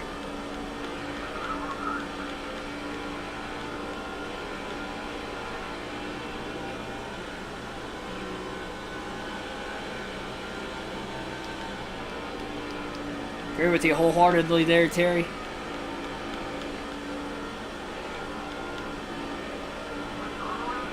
Trey Murray in the 103 car going a lap down to Dale Jr. and Kevin Harvick. The leader's been tough to pass all night, and that's probably why Harvick has not been able to do it yet. Harvick may have bottomed out or made contact with the lap car. I saw some sparks flying from the 21 car in that corner. Whatever the case was, he slipped up the track, and that allowed Biffle to easily take over second place on the backstretch. Continuously just trying to run down Dale Earnhardt Jr. Biffle wants to win and win the championship. Has to have a 312-point lead or more following the race today to clinch the title 2 races early. If not, we race again at Vegas on Friday night. Cup race will be tomorrow night at 6 p.m. Eastern Standard Time at the California Speedway. Chance to clinch the title a few races early there. It could potentially be the last NASCAR 05 stream on the channel if we can clinch the title tonight and tomorrow for the Cup side. Side by side for the lead right now. Halfway on fuel, 35 to go at the line. Biffle's pacing to be very close on fuel. He had 70 laps to go when he exited pit road. Oh man, this is going to be a fuel mileage race now. I did not think it was going to be, but it may be. And Dale Earnhardt Jr. is trying to block Greg Biffle for the lead. It's going to make it really difficult on him. Man, this is going to be a fuel mileage race for the championship of all things. Just adding more drama on the final 34 laps. Biffle under Jr. into turn 1. Jr. trying to pinch the 60. There's contact. No love lost in turns 1 and 2, and Biffle's going to have the lead off the exit of the corner. He had the run on the bottom. He took it. He hit his marks. Jr. tried to block in the center of the corner. Didn't work out. But now Jr.'s trying to use the lap car of Manny Brown as a pick. Off turn 4. 3 wide. Contact with the lapper on the outside. And that gives Jr. the lead as he used the lap car as a pick to get back into it. Manny Brown was an innocent bystander there.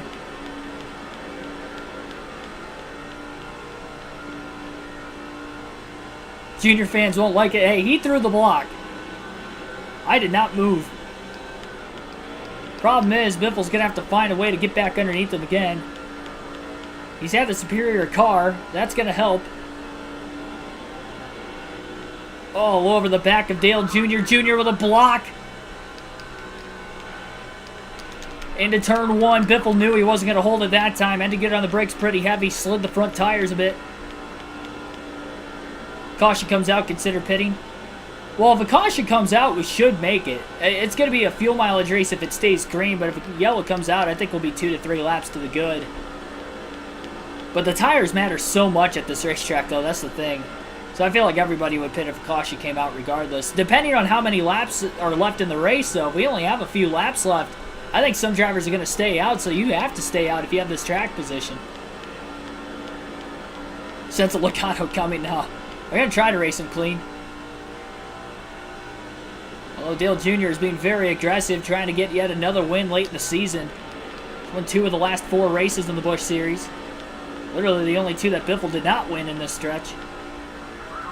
So these guys trying to make it 5 wins in a row between the 2 of them combined. Lap car coming up. Oh, Jr. threw a terrible block in turn 1, and Biffle has the lead into the corner. Second time that Junior threw a terrible block on Biffle and nearly costed the points leader who had a shot at the championship a crash late. But now Biffle has a 1.3 second lead with 29 laps to go this time by. We stay green. Harvick may be in second place now. That was a bad block by Dale Jr. again, but that time it costed him. I did not do anything. I held my lane just like the last time we went into turn 1, only that time he ended up in the wall. Yeah, Junior fans are pretty biased though, so the crowd is probably booing me right now, but that was a bad block by Dale Jr. That was more on the front stretch that time. The first time he was in turn 1. He held on to it and held on to the lead, but that time definitely did not work. Saved it from being a caution. I'm glad, because otherwise we would have had to pit being involved in the yellow. Whether it was our fault or not. And we wouldn't have been able to take fuel or tires, so we would have been at a disadvantage. Biffle wants this race to play green. If it's going to be a fuel mileage race that way, that's fine, but the caution comes out to bunch the field back together again. That's what Biffle wouldn't want this to have it.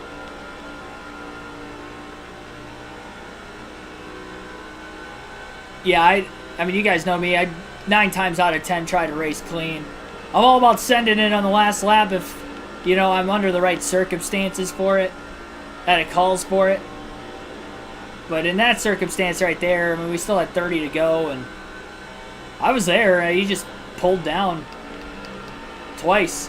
First time, he got lucky.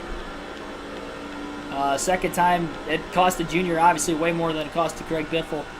119 car is blocking Biffle middle of the back straightaway right now. That's going to hold Biffle back. Lap traffic costed Biffle a chance to win at New Hampshire late last night.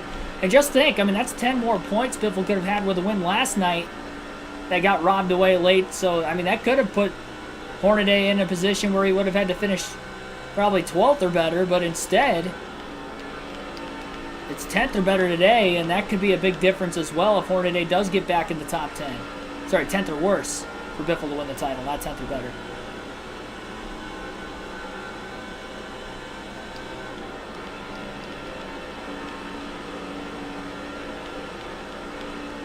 This lap car is definitely holding Biffle up quite a bit right now.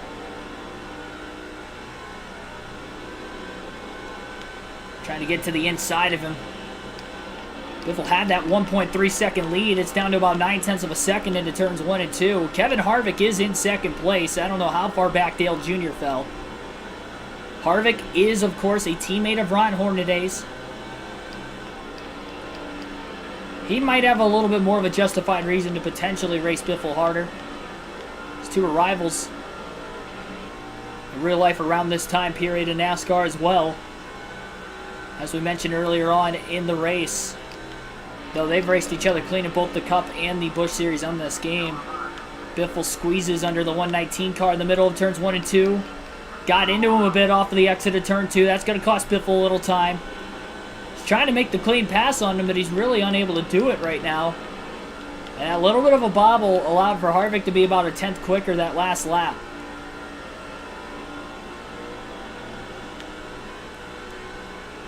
Biffle's almost there. Now he is. He's underneath the 119 car into turn 1. Finally is going to be able to make the pass on him, and he's very fortunate that he was able to make the pass when he did, because again, that leads down to about 7/10 of a second.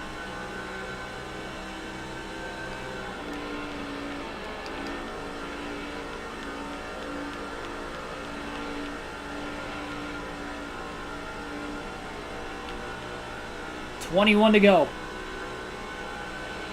Again, this is a fuel mileage race as of right now as well. Does Biffle have enough to make it just on 2 stops? If that caution did not come out when it did at lap 59 in the middle of green flag pit stops earlier, Biffle could have just went 1 or 2 more laps before the yellow came out to pit under the caution flag. Biffle would be probably easily good on fuel by a couple laps, but instead he's right on the border with 20 to go. And we'll alternate through the different camera angles for the first time tonight. Harvick has to get around the 119 car next. Though after the 119's a lap down now and no free pass in the Busch Series, they'll probably let Harvick go a lot quicker. He definitely did not let Biffle go. He made Biffle's life hard there for a few laps. And Harvick might be a little faster than Biffle at this point in the run as well, as it seems like he's really running down the 60. Just kept the car relatively clean all night. Only made one mistake, has only gotten into the wall twice.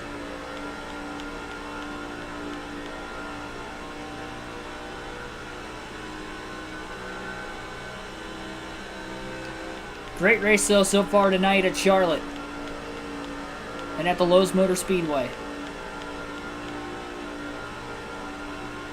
Had some cars pitting within the last few laps as well.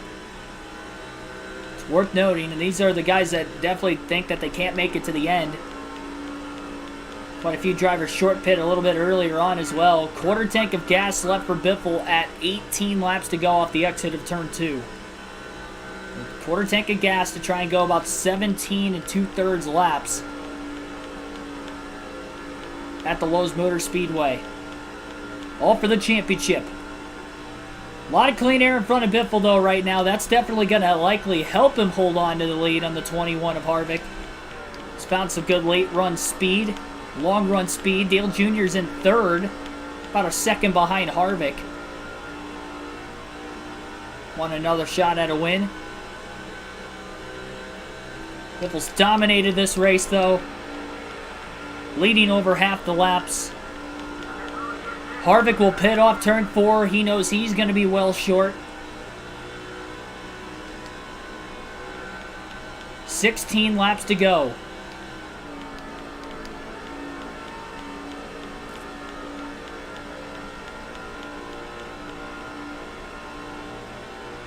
J.O., welcome to the stream. I do not win every race, no. Somebody mentioned a couple nights ago, they're like, "Gee, could you just dominate every race?" And that was literally after finishing 21st at Texas the night before. So no, I do not win every race. I'm competitive in this game, two reasons. One, it was my favorite NASCAR game. It's the NASCAR game that I have by far the most time on. So this is going to be the easiest one for me, because every game's a little different than another, even though it's relatively the same. But on top of that, we're in good equipment. Again, got to run for Roush in the Cup and Busch Series this season. And then in the fan-voted season before that, I ran for Hendrick in the Cup Series. RCR in the Busch Series in the 2000s, which was really good. And it was as Kevin Harvick.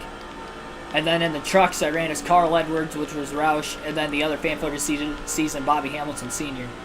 So I've been in good equipment the entire time. That's what makes the NASCAR 6 polls so interesting. Again, we're about to find out who's going to win today's polls.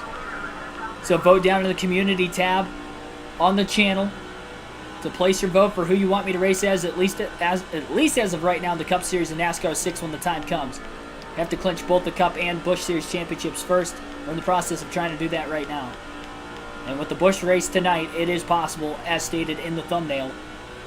And for those of you just tuning in, again, above the picture, or above the camera, I should say, on the left-hand side of the screen, you can see what needs to happen. Biffle's already led the most laps.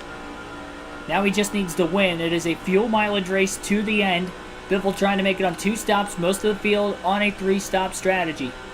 That's why a lot of them have pit here recently.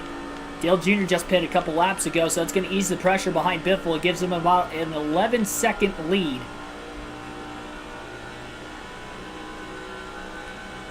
Caution could come out the middle of green flag stops and trap a lot of these guys a lap down as well.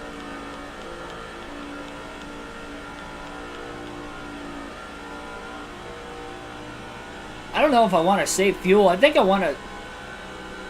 I mean, Biffle's the only one trying to make it on 2 stops. He's going to have over 1 lap lead. So if he runs out on the final lap, I think he could coast it. As long as he doesn't get wrecked from behind. He'll go down to the apron if he has to. Obviously to stay out of the way.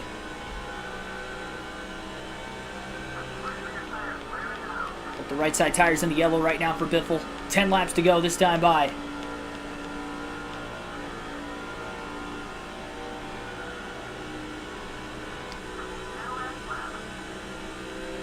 Just that one caution, lap 59. Seen a bunch of near accidents in this one, but just haven't had a caution come out for them.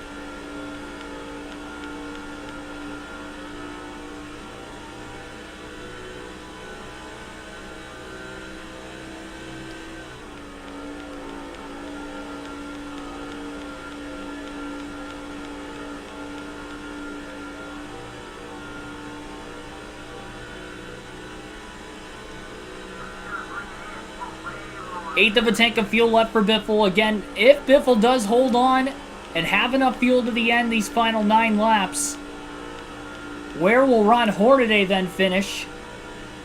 Because even if Biffle ends up winning this race, if Hornaday finishes 9th or better, without any laps led, which he hasn't led yet today, if he does not finish 9th or better, or if he does finish 9th or better, then we still will have another race at Las Vegas. Biffle won't be able to clinch the title. 8 laps to go right now. Biffle leads the way. He is the only car on the lead lap that has not made a 3rd pit stop. But staying out on this old of tires, he's got to be committed to this strategy because he may not cycle out as the leader. Especially if everybody else went fuel and gas and go only. Tyler Burback, welcome to the stream.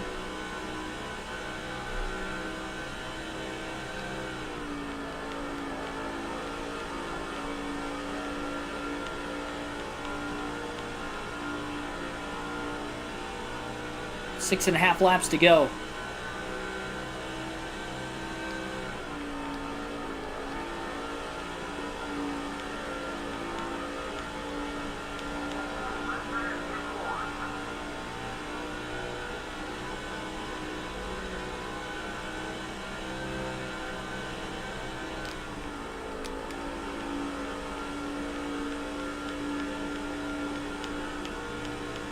Joji, welcome to the stream. You guys spamming in the chat to say fuel. I see you.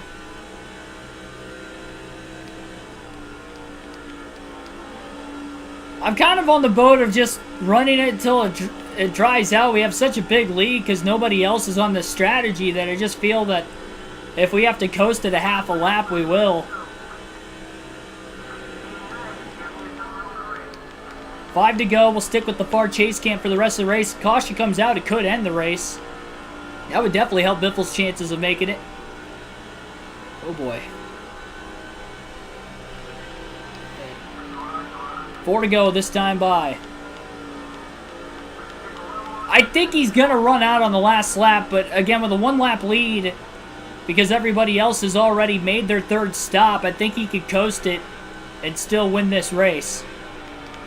Gonna pull a Tony Stewart, Kansas. What year is that? 2006, 2007? He ran out of gas the last, like, 3/4 of a lap, but he had such a big lead that he was able to coast it back and win the race at, like, 50 miles an hour crossing the start-finish line. Agent Stevens, welcome to the stream.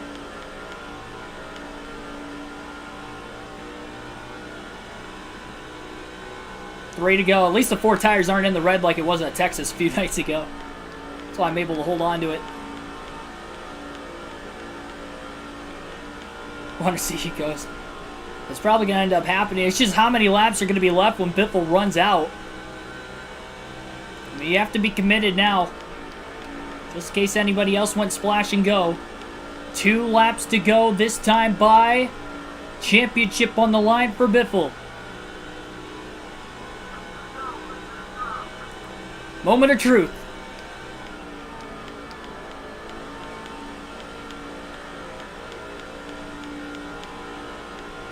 See, if he ran out now, he could come to pit road real quick.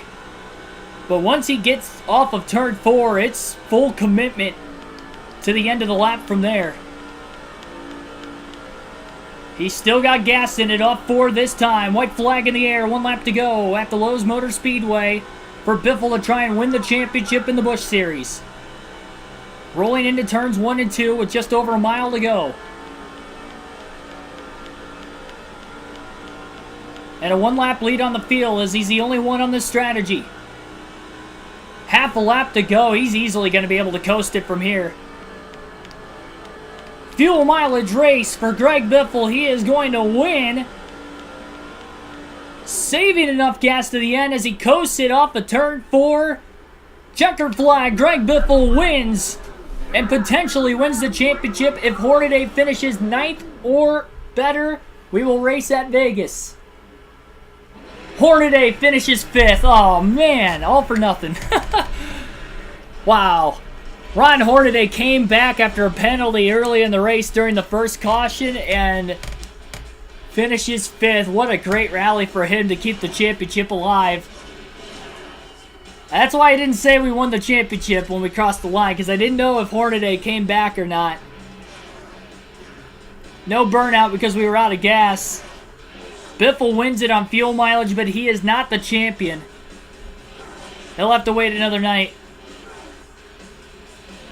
Championship is not locked yet. Ron Hornaday finishes in 5th. He had to finish 10th or worse. He's clinging on for dear life. Good run for Hornaday. Great comeback. After that caution came out in the middle of green flag stops earlier.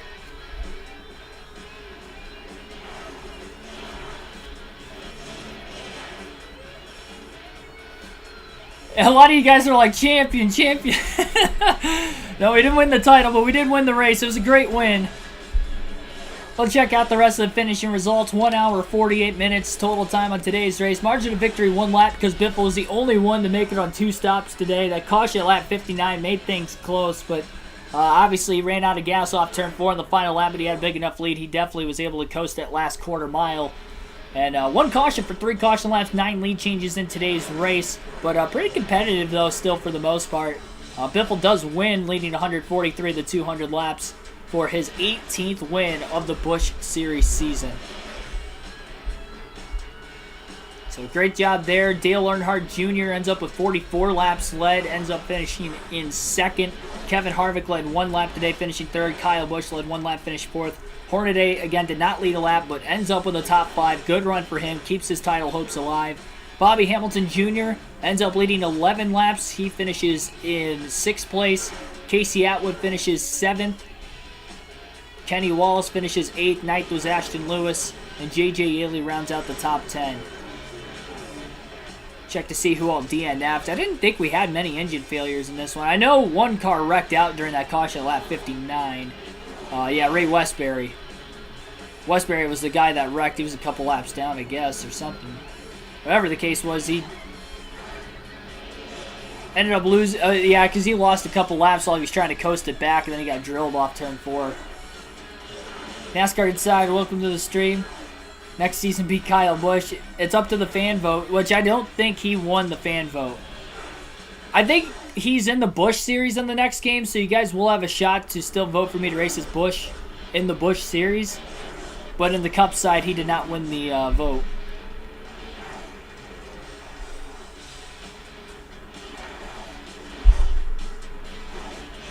So Al Wiggins, David Stremme, Ray Westbury crashed out.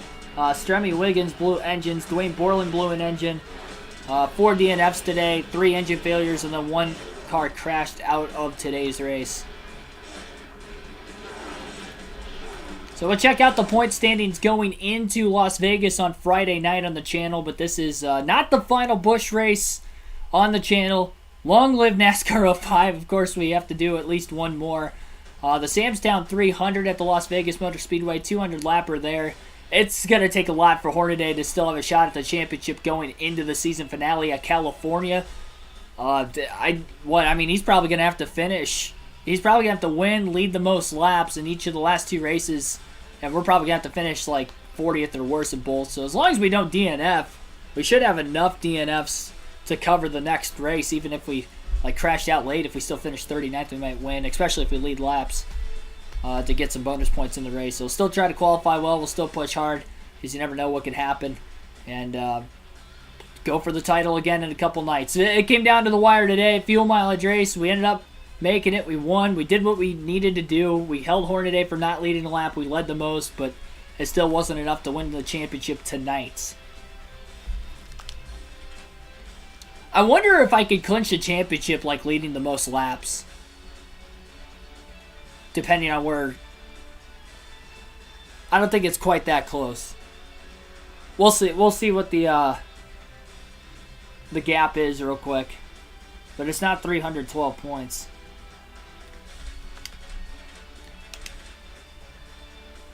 $291 is pretty darn close. Hornaday definitely cut it close tonight. But he still has a shot. So we needed to be 312 ahead. It looks like by 21 points Hornaday holds on. It's sad, Uranus. Welcome to stream. Nice, I'm late. That's okay. We didn't win the championship tonight, so you can still see us clinch the championship another race. We did win the race, but Hornaday had a top 5, so we did not clinch the title. So 21 points was the difference. So now I have to do the math where we have to finish in the next race real quick.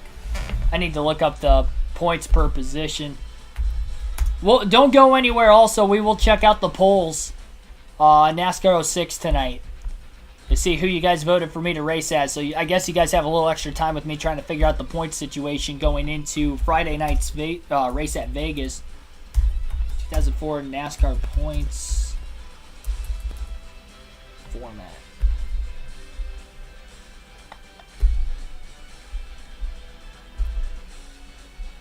Yeah, so obviously we know 190 points. So let's say theoretically Ron Hornaday leads the most laps, wins the race, scores 190 points. We have to be 156 points ahead of him, which means... Let's see here. So he can outscore us by 156. 3 points per position outside the top 10. So, second to last. Well, first of all, 156 would be there. 21 points minus 156. So that'd be 7 positions if I'm thinking correctly. And obviously, tiebreaker would go to us. So, 7 positions ahead of that. Be 42nd, 41st, 40th, 39th.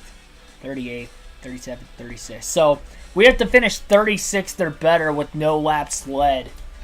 So no laps led at Vegas, 36th or better will win the championship for Greg Biffle, 1 race early. The odds are obviously with us, so we definitely can't afford to DNF because I don't know if we're going to get that many DNFs in a Busch race. We had 4 tonight. But usually like that 2 to 4 range is about average for the Busch races. So definitely can't afford to DNF still and give him a shot going into the final race. So we're looking at 36th or better. If I lead a lap to get 5 bonus points, then I can finish 37th or better. But if I get 10 bonus points for leading the most laps, then I can finish 39th or better, looking at the points increments. So if I lead the most laps at Vegas, I can finish 39th or better. If I lead 1 lap, I can finish 37th or better. If I don't lead any laps, 36th or better will win the championship. And that is even if Hornaday wins and leads the most laps. If Hornaday does not lead the most laps, let's say we lead the most laps, Hornaday wins, so he wouldn't get the most laps led. Then we're looking at, 15-point increment from 36th. So then we're looking at a tiebreaker winning the championship at 41st place finishing position or better. If Hornaday doesn't win, doesn't lead a lap, you have 170 to there. So if Ron Hornaday does not lead a lap and finishes second, we only have to finish 42nd or better. So literally, as long as we don't finish last, we'll win the championship next year. So he pretty much has to win for us to have to finish 36th or better and lead the most laps. So if he doesn't win, 42nd or better is going to win the title if he doesn't lead any laps. And honestly, so if he doesn't win and we lead a lap, well, if we both lead a lap, that would be still 42nd because they cancel. So if we lead the most laps, no matter how many laps Hornaday leads, whether it's 1, none, whatever, if we lead the most laps and Hornaday does not win, even if he leads one lap, if Hornaday does not win and we lead the most laps at Vegas, we're going to win the championship. So that's what we're looking at in the next race. Okay, that's enough of that. Now we need to figure out the fan vote here. Drive a UPS truck. Hey, you guys got to vote for who I have to race as. I have no say in it. I can't even vote on my own polls. I mean, I could create a fake account to do it, but I'm not doing that. That's a little too much. Alright, let me get the polls up for you guys on the channel. And then I'll display it on the screen for you in the community tab. So I'm going to wait to look at it myself. Go to display capture. And we will look at the polls. And then I'll talk to you quickly about who will be in tomorrow's Cup Series polls. I'm not sure about what series I'm going to do tomorrow for voting other than Cup, but I'll probably start either the truck or the Busch Series polls as well. So 97 votes. Kenny Wallace will win the, I guess, the backmarker driver, I guess if we want to call him. The backmarker driver award for the polls. One of two of them. 53% for Kenny Wallace in the double zero, 23% for Scott Riggs, 21% for Borised, and then Mike Bliss at 4%. So Kenny Wallace will go into a second round vote tomorrow. Also joining Kenny Wallace in the same second round vote in a very close poll was John Andretti in the 14 car. Very interesting one right there. Andretti wins with 37% of the votes after 75 votes were pulled in. 31% for Ken Schrader was second. Jimmy Spencer third in that one with 20%. Travis Clawful had 12%. 77 votes in the next one, which was an all Ford vote. You guys voted for Dale Jarrett. He will also be moving on to tomorrow's poll. Dale Jarrett ahead with 44%, 22% for Sadler, 21% for the 21 Ricky Rudd, and then Joe Nemechek had 13% of the votes there. And then 82% of the votes, 82 votes total in the other poll from earlier today. Tony Stewart of the Joe Gibbs Racing Chevrolets will also join that poll. So 2 polls tomorrow. The first poll is going to be today's winners, and then the second poll will be yesterday's winners, and then the winner of those 2 polls will go into the final poll, which will be during the live stream tomorrow night. So you have to watch tomorrow night's live stream as well to place a poll for the champion of the 2 polls tomorrow, essentially.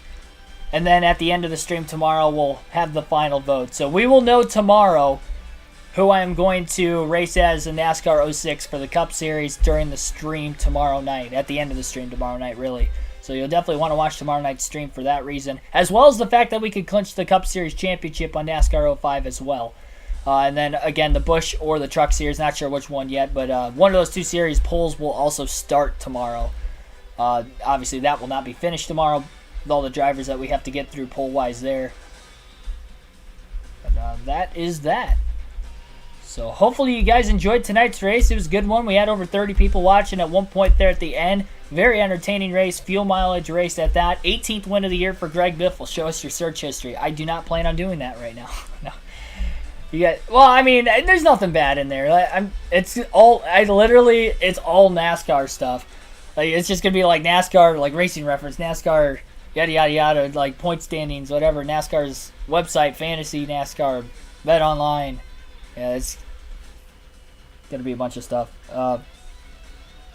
It's already cleared. It's not cleared. Alrighty. Thank you everybody for watching. Like and subscribe for more daily NASCAR content. We'll try to win this Busch Series championship for you guys on Friday night. Tomorrow night we'll go for a Cup Series championship at the California Speedway. Won't want to miss it again. Polls are closed for tonight, but tomorrow keep an eye on the community tab. Set your notification bell on. You won't want to miss it. Final chance to see who will go to the finals based off of your guys' polls tomorrow. And then the finals poll will be in the chat tomorrow night. If there are any ties, I don't know how we're going to do that. I think if there's a tie at all on tomorrow's polls, we'll just throw them in the final poll as well. Those polls will end when the stream starts tomorrow. So as soon as 6 p.m. Eastern Standard Time hits, the polls will close that open up tomorrow morning when I get up. Probably looking at those polls being up somewhere between 8 and 9 o'clock Eastern Standard Time tomorrow morning. So you'll have a good 9 to 10 hour window to vote. So you'll have plenty of time there. But thank you, everybody, and I'll see you guys tomorrow.